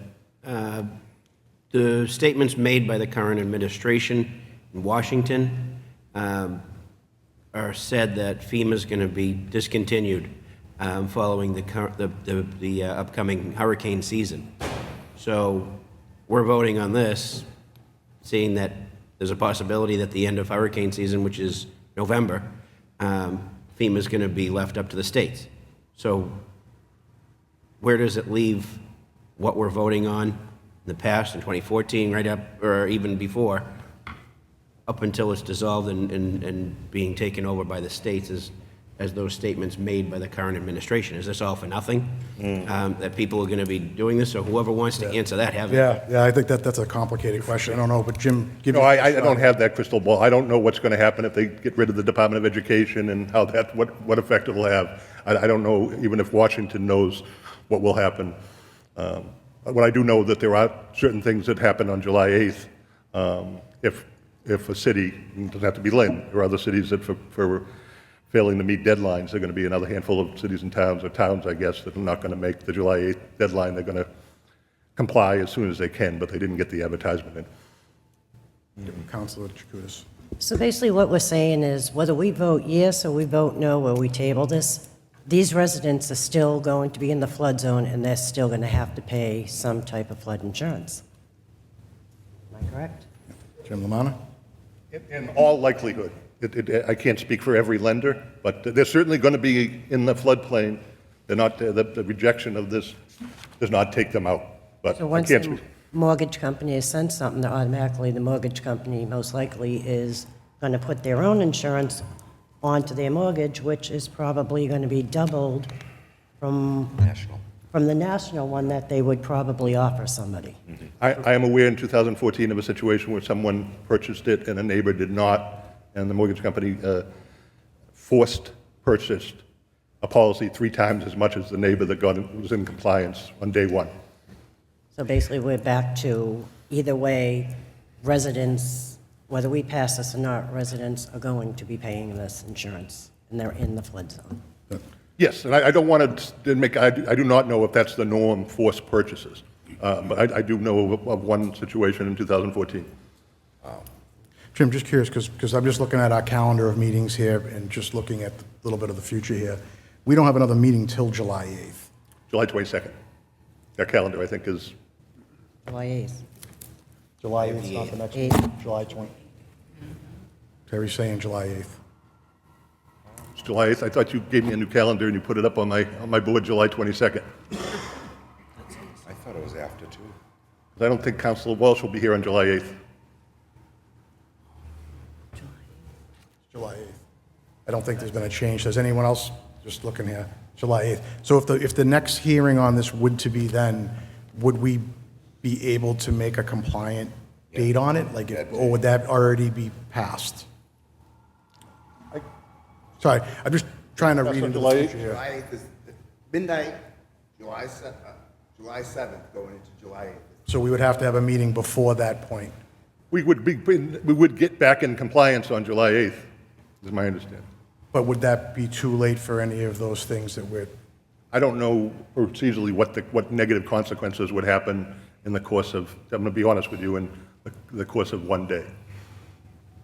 Okay. If that's the will, I would recommend tabling this, because if it's an outright rejection, that would require a new advertisement with a 14-day. Right. So that portion of it, a 10A, being tabled to the July 8th, if there is an appetite to do that.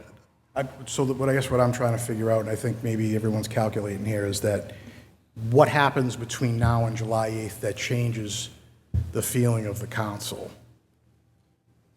If I could, counsel me, please. Yep. I have a question. So we're losing track of like what's really important here. Not a single person who's going to have to pay for flood insurance has been notified by the city or whatnot. Mm-hmm. So we owe it to our constituents, and now we're negotiating whether or not we got to come back for a day. We work for the people. Like if we got to come back, we got to come back. Like we heard a lot today, just today, and I've seen emails going back to January with no responses from the government. The expectation shouldn't be we all learn so much right now and then we immediately vote on it. It's ridiculous. Shouldn't even be talking about that. If I could, counsel, so that's not the intent here. I am trying to figure out what it is that we need to do, because this is a public hearing tonight, Jim. Right? And once we close this out, there will not be any discussion from the public at the next meeting because the hearing has been had. Now, we can suspend some of the rules amongst the councilors, correct? Council can always suspend the rules with a majority vote. And So my council colleagues are indicating that July 22nd may be the date. There's nothing on the website saying July 8th. So it was switched to the 22nd? Do we know? I looked. Okay, thank you. We'll have to go by the website, the 22nd, so it won't be You any... can call meetings at any time, especially in the summer. There's no... No, right, Yeah. and I think we get that, but I also believe that we're trying to figure out if we're going to have a full council on those dates, too. I mean, we owe it to people, and I understand that, council, but I can tell you that there's people on this council that have conflicting problems with the dates here, so I'm trying to figure out what the dates will be that will be here for that. I've heard from a lot of people, too, a lot of people in your area, but at the same token, if they're coming here for a meeting that's inevitable. I'm just trying to figure out what the basis is for that, and if we can try to figure that out, that's great, but they'll be here, you know. Councilor Phil. Thank you, Mr. President. Jim, if the meeting is scheduled for the 22nd, is having a special meeting on July 1st, enough time for public notice? We could have an emergency meeting on July 1st if the council president and chair so calls. Okay, Councilor, I think Hogan, I'm sorry, I overlooked him a couple times.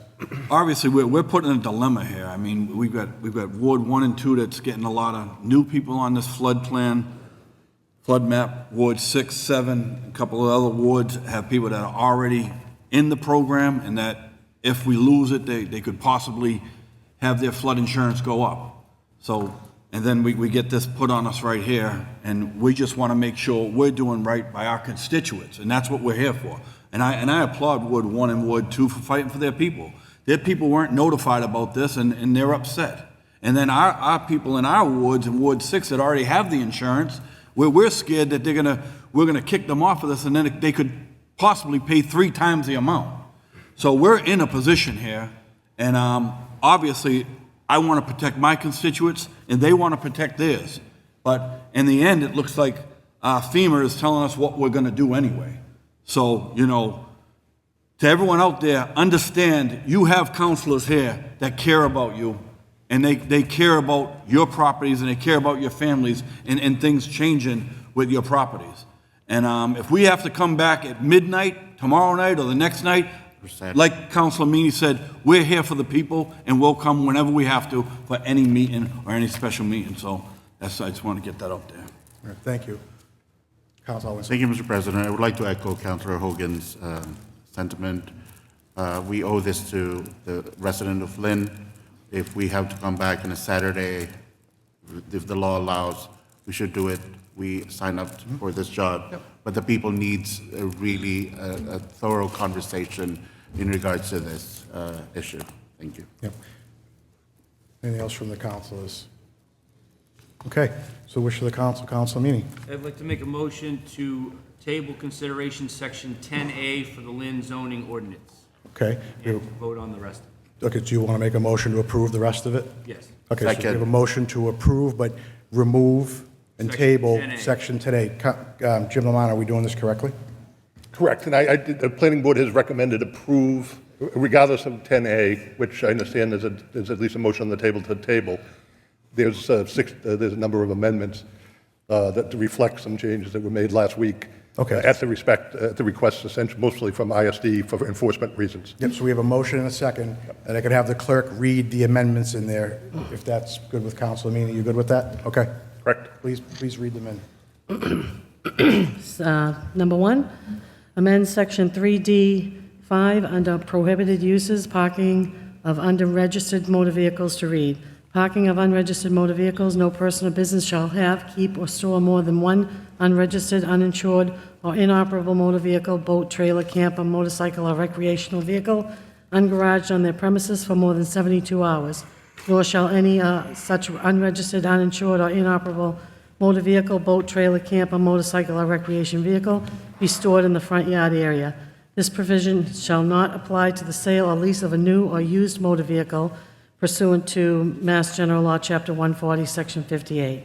Add the following new section, 3E 2B 7, to read, the following home occupations shall be specifically excluded under the section: massage parlors, auto body parts and sales and repairs, mobile, automotive, mechanical, and auto body repair, and physician's office. Number 2, replace the diagram after section 4A1, dimensional requirements, table of dimensional requirements of the proposed zoning rewrite, and replace it with a revised diagram, which is number 3.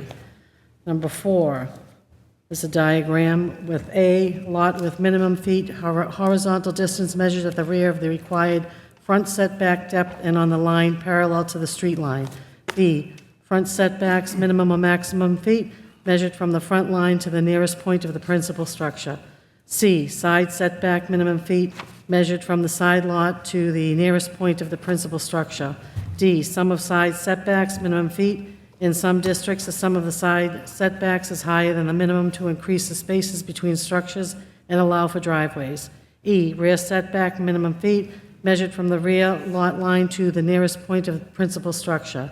F, building height maximum feet measured from the average elevation of the street frontage to the highest point of the roof or flat roofs to the deck line for mansard roofs and to the mean height between eaves and ridge for gable, hip, and gambrel roofs. Green space, minimum percent, ground level or upper story outdoor landscaped areas, including but not limited to natural woodlands, yards, courts, courtyards, and green roofs. Impervious lot coverage, maximum percent, the portion of the lot that is covered with impervious surfaces, including but not limited to buildings and impervious driveways. Number 5, amend the 4A 1F dimensional uses, building height max foot to read. Building height max foot measured from the average elevation of the street frontage to the highest point of the roof of the flat roofs, to the deck line for mansard roofs, and to the mean height between eaves and ridge for gable, hip, and gambrel roofs. Number 6, amend the attached dimensional table with a new dimensional table as they relate to the Riverworks TOD and the heavy industrial districts. Number 7 is a table of dimensional requirements. Number 8, amend section 6A, 8B, transportation setbacks to read. Distance from street line, parking stalls that shall be 5 feet from the street line. Add section 6A, 8C, transportation setbacks to read.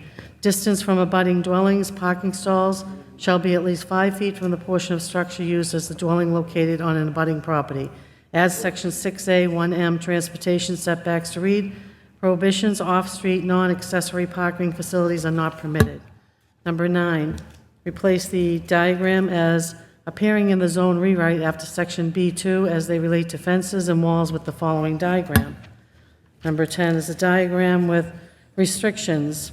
A, fences are prohibited with any existing or required drainage or utility easement. B, barbed wire and concerted wire are prohibited. C, screening, loading facilities. A, outdoor loading facilities, including all docks and areas used for the storage and staging of materials, shall be screened by view by a wall or fully closed fence between 6 and 12 feet in height as necessary to sufficiently screen delivery vehicles and construction of materials that are compatible with the principal building in terms of texture, quality, and color. B, exterior entrances and accesses to loading facilities that are fully enclosed within a building must have an opaque, self-closing door constructed of materials that are compatible with the building in terms of texture, quality, and color. C, loading facility doors must remain closed except during loading and unloading activities. 2, service areas, trash collection, trash compaction, recycling collection, and other similar service areas must be fully enclosed with a building or located to the rear or side of the building. Number 11, replace the diagram as appearing in the zone rewrite after section 8BA1F as they relate to fences and walls with the following diagram. Number 12 is a diagram with applicability. The requirements in this section applies to uses and structures along lot frontages indicated on the zoning map as required ground floor commercial on the portion of the ground floor of a building, defined as the first floor of a building, located either at a mean grade or no more than 4 feet above the mean grade of the building. These requirements may be altered by special permit. Number 13, add section 8C1, transportation, temporary structures and trailers to read. Applicability. These sections apply to trailers, mobile homes, similar structures meeting the definition in section 12C5N. Amend section 8C1, transportation, general requirements to read. In all districts, temporary structures and trailers may only be parked in an enclosed garage or positioned at least 20 feet from a street line and at least 8 feet from any building on an adjacent lot. Amend section 9A2, special residential regulations, affordable housing, applicably to read. Any development project that results in the construction or redevelopment of existing property that creates new dwelling units. In the case of renovation and/or in addition to an existing building, any existing dwelling unit retaining substantially the same perimeter configuration and remaining within the pre-existing building shall not be counted as a new dwelling unit. The construction or creation of a single-family unit is exempt from the requirements of this section. Amend the title to section 9C3 regarding accessory dwelling units to read. Requirements. Amend the title to section 9D124 regarding accessory dwelling units, multifamily requirements to apply the M1 and M2 districts. Amend the definition of family in Section 12 to read, family, an individual or two of more persons occupying a dwelling unit and living together as a single nonprofit housekeeping unit, provided that a group of 5 or more persons who are not within 2 degrees of kindred to each other, as defined by civil law, shall not constitute a family. Amend the definition of street in Section 12 to read, street, a public way or private way which is open to the public or dedicated to public use and has, in the opinion of the planning board, adequate width, suitable grades, and sufficient construction for the intended use. Amend Section 12C5B2, home occupation without employees to read, home office, conducting business or professional activity such as a remote office work, online business, or professional services. Strike Section 12C5B4 in its entirety. Amend the table of contents to reflect new page numbers which result form for these amendments. Number 14, strike the following zone map and replace it with a revised map with changes requiring commercial first floor space on Harding Street only. No other changes to the proposed zone map have been made. Okay, number 15 is the City of Lynn zoning map as of May 2nd, 2025, and number 16 is the zoning map as of June 12, 2025. All right, so we have a motion to approve the zone writing with the table of the flood maps. We had a second on that already. Councilor Maggi. I'm sorry, so can we also, There's already a motion on the floor Is it here. a motion to separate, or is it a motion? Separate, so, no, so it's one vote, so the vote's going to be to table Okay. the section for the flood maps, right, with the approval of the rewrite. Just want to make sure everyone's clear about what it is, and that also includes the amendments that the clerk just read into the rewrite. Councilor Madry. sorry, my question is about the amendment. Can we add the amendment to strike Section 6, 4A? Would that be added there as an amendment to strike that? Jim Lomana. I'd be happy to revise the amendment, the motion. That could be added as an amendment. I think what you're looking to strike is in all districts except the central business district. Yes. And that will be, so it'll be consistent with respect to parking for 3 units. Yes. Central business district with every other district. And I think the planner was fine with that. So is that acceptable as a friendly amendment? Should I repeat the motion since it's changed so many times? So we've added the, No, we've added- she can add the amendment that she's asked for, and Attorney Lamanna has just clarified what it is, if that's okay? Yes. And you're going to allow the friendly amendment? I'm going to allow Councilor Maggi Madry's amendment, yes. Okay, all right. We all clear about everything? Okay. So Roll. it's three things we're voting on? One? All at once. All in one. All at once? Yep. 3 in 1? Correct. That's new. Just roll call. Roll call. Sure, Jim? Yes.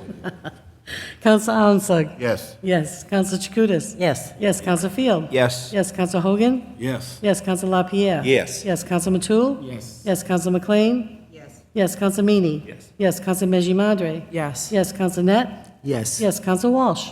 Yes. Yes. It passes with a table also for the second part of it. Council Field. Mr. President, I request that the tabled motion be taken up before July 8th. Before or on July 8th? Before July 8th. On or before? On or before? Okay. Just to be safe. But I just want to be clear, on or before? I'm going to say before July 8th, before the deadline expires, so that we're not risking anything in between that. Yeah, they mentioned July 7th. He said July 7th and July 8th, so at 12 a.m., July 8th, it begins. Attorney Lamanna. This would be a separate motion from what just Correct, occurred. correct, right, So yes. the council So- can choose to have an emergency meeting as long as 48 hours notice provided by the city clerk's office. Okay, thank you. So you're making a motion to have it before? Before July 8th, July so we 8th. don't have any... That's fine, that's fine. I just want to make sure we're clear about what we're doing. Discrepancies. So, all right, so it's a motion, second. Do we need a roll call on that, Jim? Speaking with the city planner, he's recommending that we have a specific date set this evening of when this... 7th. July 7th. Well, your calendars, everyone. Yeah. I'd propose July 7th. That's a Monday? It's a Monday. Yeah. That's Monday, good. that's a Monday. Evening, right? It's a Monday. Just want to make sure everyone's looking here. What time? Yeah, we'll do it at 5:30. Is that good? Yeah. Is that what everybody wants to do? I just don't want to take that risk of falling into It's that fine. limbo I just period. want to make sure, it's obviously around the 4th of July. Yeah. It's not a late night, but we're going to have to open City Hall. Right, Jim? How do we, Correct, and just to be clear, 8 votes are needed for the 10A to be accepted or rejected. 10 votes to accept, you need 8 votes. you need the 4th of July weekend, I mean, week that's coming up here, and I'm supposing that a lot of people, I won't be here for certain parts of that, so. How many votes do we need to? 8. There's 8. 10. Okay. You just said 8 votes to. Everybody else is available for the 7th. Don't know yet. 8 votes. Well, before we Everyone's shaking their head. Make yeah, sure just everybody's kinda here.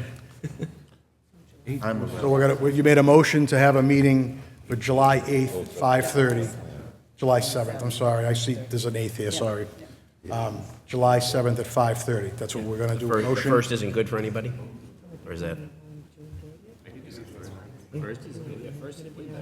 Pick a date and we'll be Is the here. first better for everybody?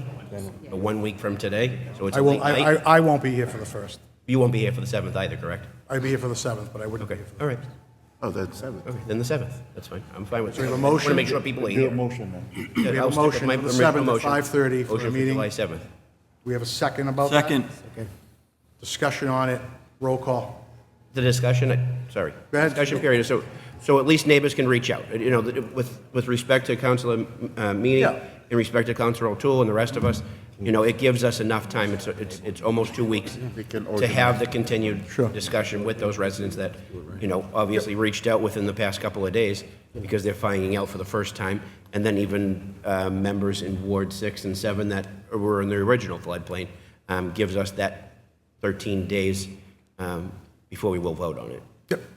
And so we have a motion, second, discussion, Ready to. roll call. Counsel Armstrong? Yes. Yes, Counsel Chakutis? Yes. Yes, Counsel Field? Yes. Yes, Counsel Hogan? Yes. Yes, Counsel LaPierre? Yes. Yes, Counsel Matul? Yes. Yes, Counsel McLean? Yes. Yes, Counsel Meany? Yes. Yes, Counsel Meji Madre? Yes. Yes, Counsel Net? Yes. Yes, Counsel Walsh? Yes. Next, public hearings to be set down.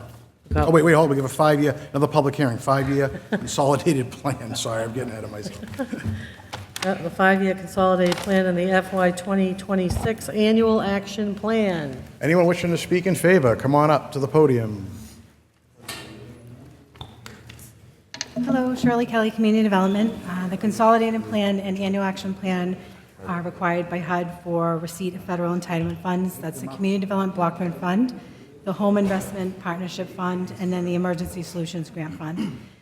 These 2 plans that are before you this evening were both developed in partnership with the Lynn Housing Authority.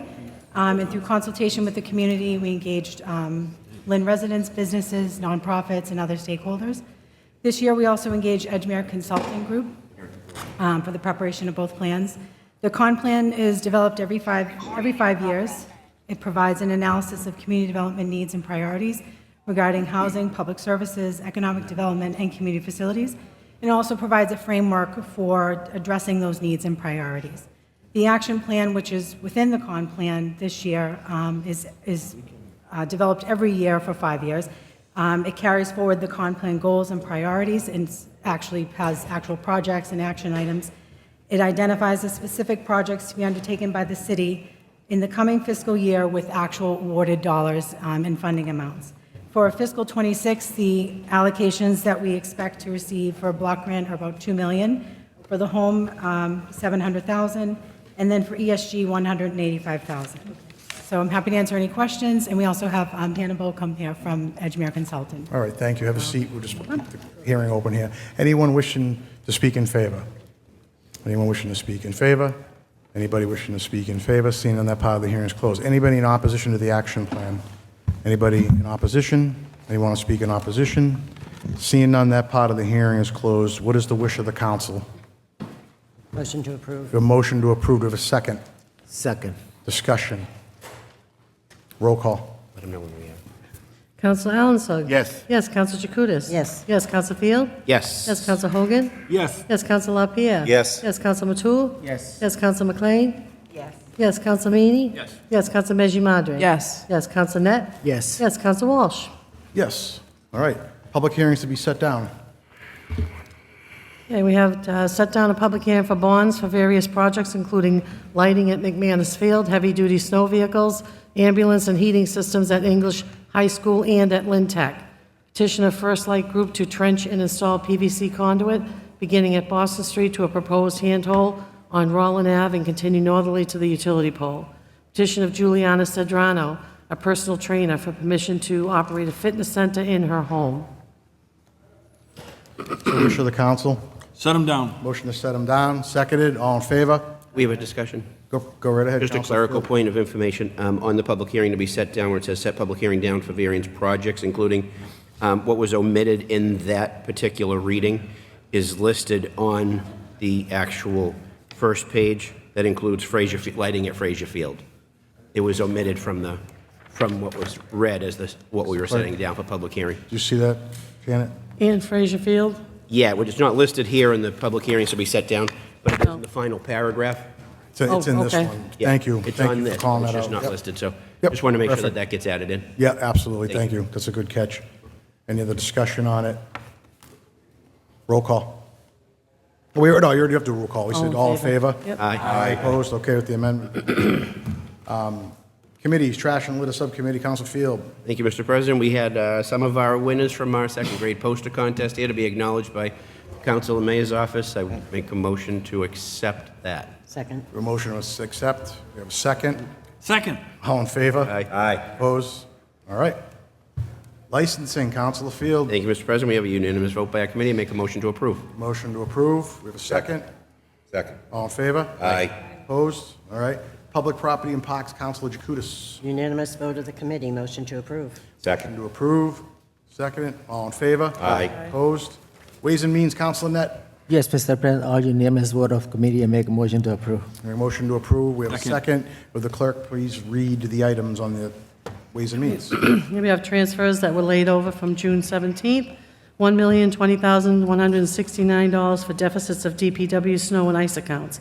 $516,050 for the IT, parking, and health insurance expenses. $164,000 for ISD expense. $198,000 for parking department prior year bill. $50,000 for council on aging payroll. $697 for care of dogs for prior year bill. We have one order to amend the existing revolving fund under the City of Lynn Handicap Parking Violation Fine Collection Revolving Fund. The cap is unlimited and the annual limit is unlimited. All right, so we had a motion to approve. Second discussion on the items. Seeing none, roll call. Counselor Alensog. Absent. Counselor Chakutis? Yes. Yes. Counselor Field? Yes. Yes. Counselor Hogan? Yes. Yes. Counselor LaPierre? Yes. Yes. Counselor Matul? Yes. Yes. Counselor McLean? Yes.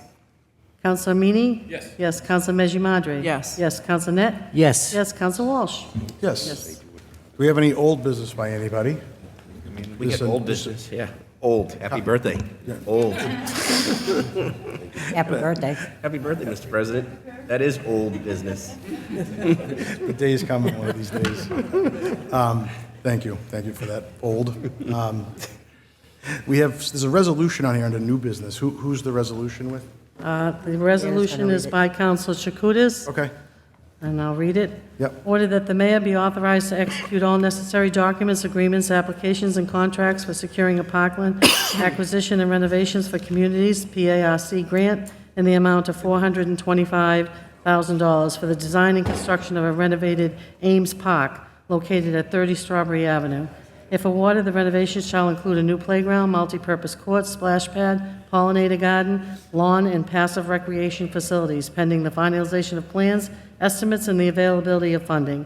Further ordered that the City of Lynn shall, through the Office of Economic and Community Development, allot $616,000 in the Community Development Block Grant Funds to cover the total project cost ahead of reimbursement for the Park Grant Program. Resolution to file and accept grants with and from the Commonwealth of Massachusetts Executive Office of Energy and Environmental Affairs for the parkland acquisitions and renovations for committees grant program for the renovation of Ames Park. Whereas Ames Park is a critical community asset located centrally in Lynn, and whereas Ames Park is located within an environmental justice population as determined by the Commonwealth of Massachusetts, exhibiting minority income and English isolation, And whereas the City of Lynn recognizes the urgent need for more high-quality, accessible, and public recreational areas in our community, and whereas Ames Park has been used as a playground since as early as 1923 and is protected as parkland in perpetuity, since the funding from the Land and Water Conservation Fund received around 1977, and whereas Ames Park is dedicated to park and recreational purposes under Mass General Law, Chapter 45, Section 3, whereas the Executive Office of Energy and Environmental Affairs is offering reimbursement grants to cities and towns to support the preservation and restoration of urban parks through parkland acquisitions and renovations for communities' park grant programs, and whereas the renovation of Ames Park is estimated to cost $616,000 in community development block grant funds, of which $425,000 may be reimbursed by the Commonwealth through the Executive Office of Energy and Environmental Affairs. Now therefore be it resolved that the mayor be and hereby authorized to file and accept grants from the Executive Office of Energy and Environmental Affairs, and that the mayor be and is hereby authorized to take such actions as are necessary to carry out the terms, purposes, and conditions of this grant to be administered by the Office of Economic and Community Development, and that this resolution shall take effect upon passage. Do we have a motion? Do we have a second on the resolution? Second. Second. Discussion. Roll call. Counselor Allensag, absent. Counselor Chakutis? Yes. Yes. Counselor Field? Yes. Yes. Counselor Hogan? Yes. Yes. Counselor LaPierre? Yes. Yes. Counselor Matul? Yes. Yes. Counselor McLean? Yes. Yes. Counselor Meany? Yes. Yes. Counselor Meji Madre? Yes. Yes. Counselor Net? Yes. Yes. Counselor Walsh? Yes. All right. I think Councilor McLean has some new business also. Colleagues, I'm bringing forward an ordinance on reproductive and gender-affirming care, not just as a lawmaker, but as a neighbor, a parent, and a veteran who believes in protecting the fundamental rights of our community. In a moment where reproductive and gender-affirming care is being criminalized across the state lines, we in Lynn have the power and responsibility to say clearly we will not be complicit. This ordinance builds on the legal productions already enacted by the Commonwealth through Chapter 127 of the Acts of 2022. It ensures that Lynn will not aid or abet out-of-state efforts to intimidate our residents or providers who are accessing or delivering lawful health care. By passing this, we affirm that Lynn is a city where bodily autonomy is honored, where healthcare decisions remain between individuals and their doctors, not politicians in other states. Lynn is a city that values dignity, equality, and safety for all people. This ordinance reaffirms that our city will protect community members regardless of their gender identity, how they express themselves, or the healthcare they choose. We will not allow laws from other states to interfere with the rights that people have under Massachusetts law. Whether you're seeking reproductive care or gender-affirming care, you deserve protection and support in Lynn. I ask your support, I make a motion for your support in referring this to the Public Health Committee that is chaired by Councilor Brian Field and moving it forward with urgency and the care it deserves. We have a motion to send to the Public Health Committee. Second. Second. We have a second. All in favor? Aye. Opposed? Sending it. Thank you. Any other new business from anybody? Happy birthday. I make a motion to adjourn, Mr. Making a motion to adjourn. Do we have a second? Second. All in favor? Aye. Adjourned. Grab Councilor Net. That's yours.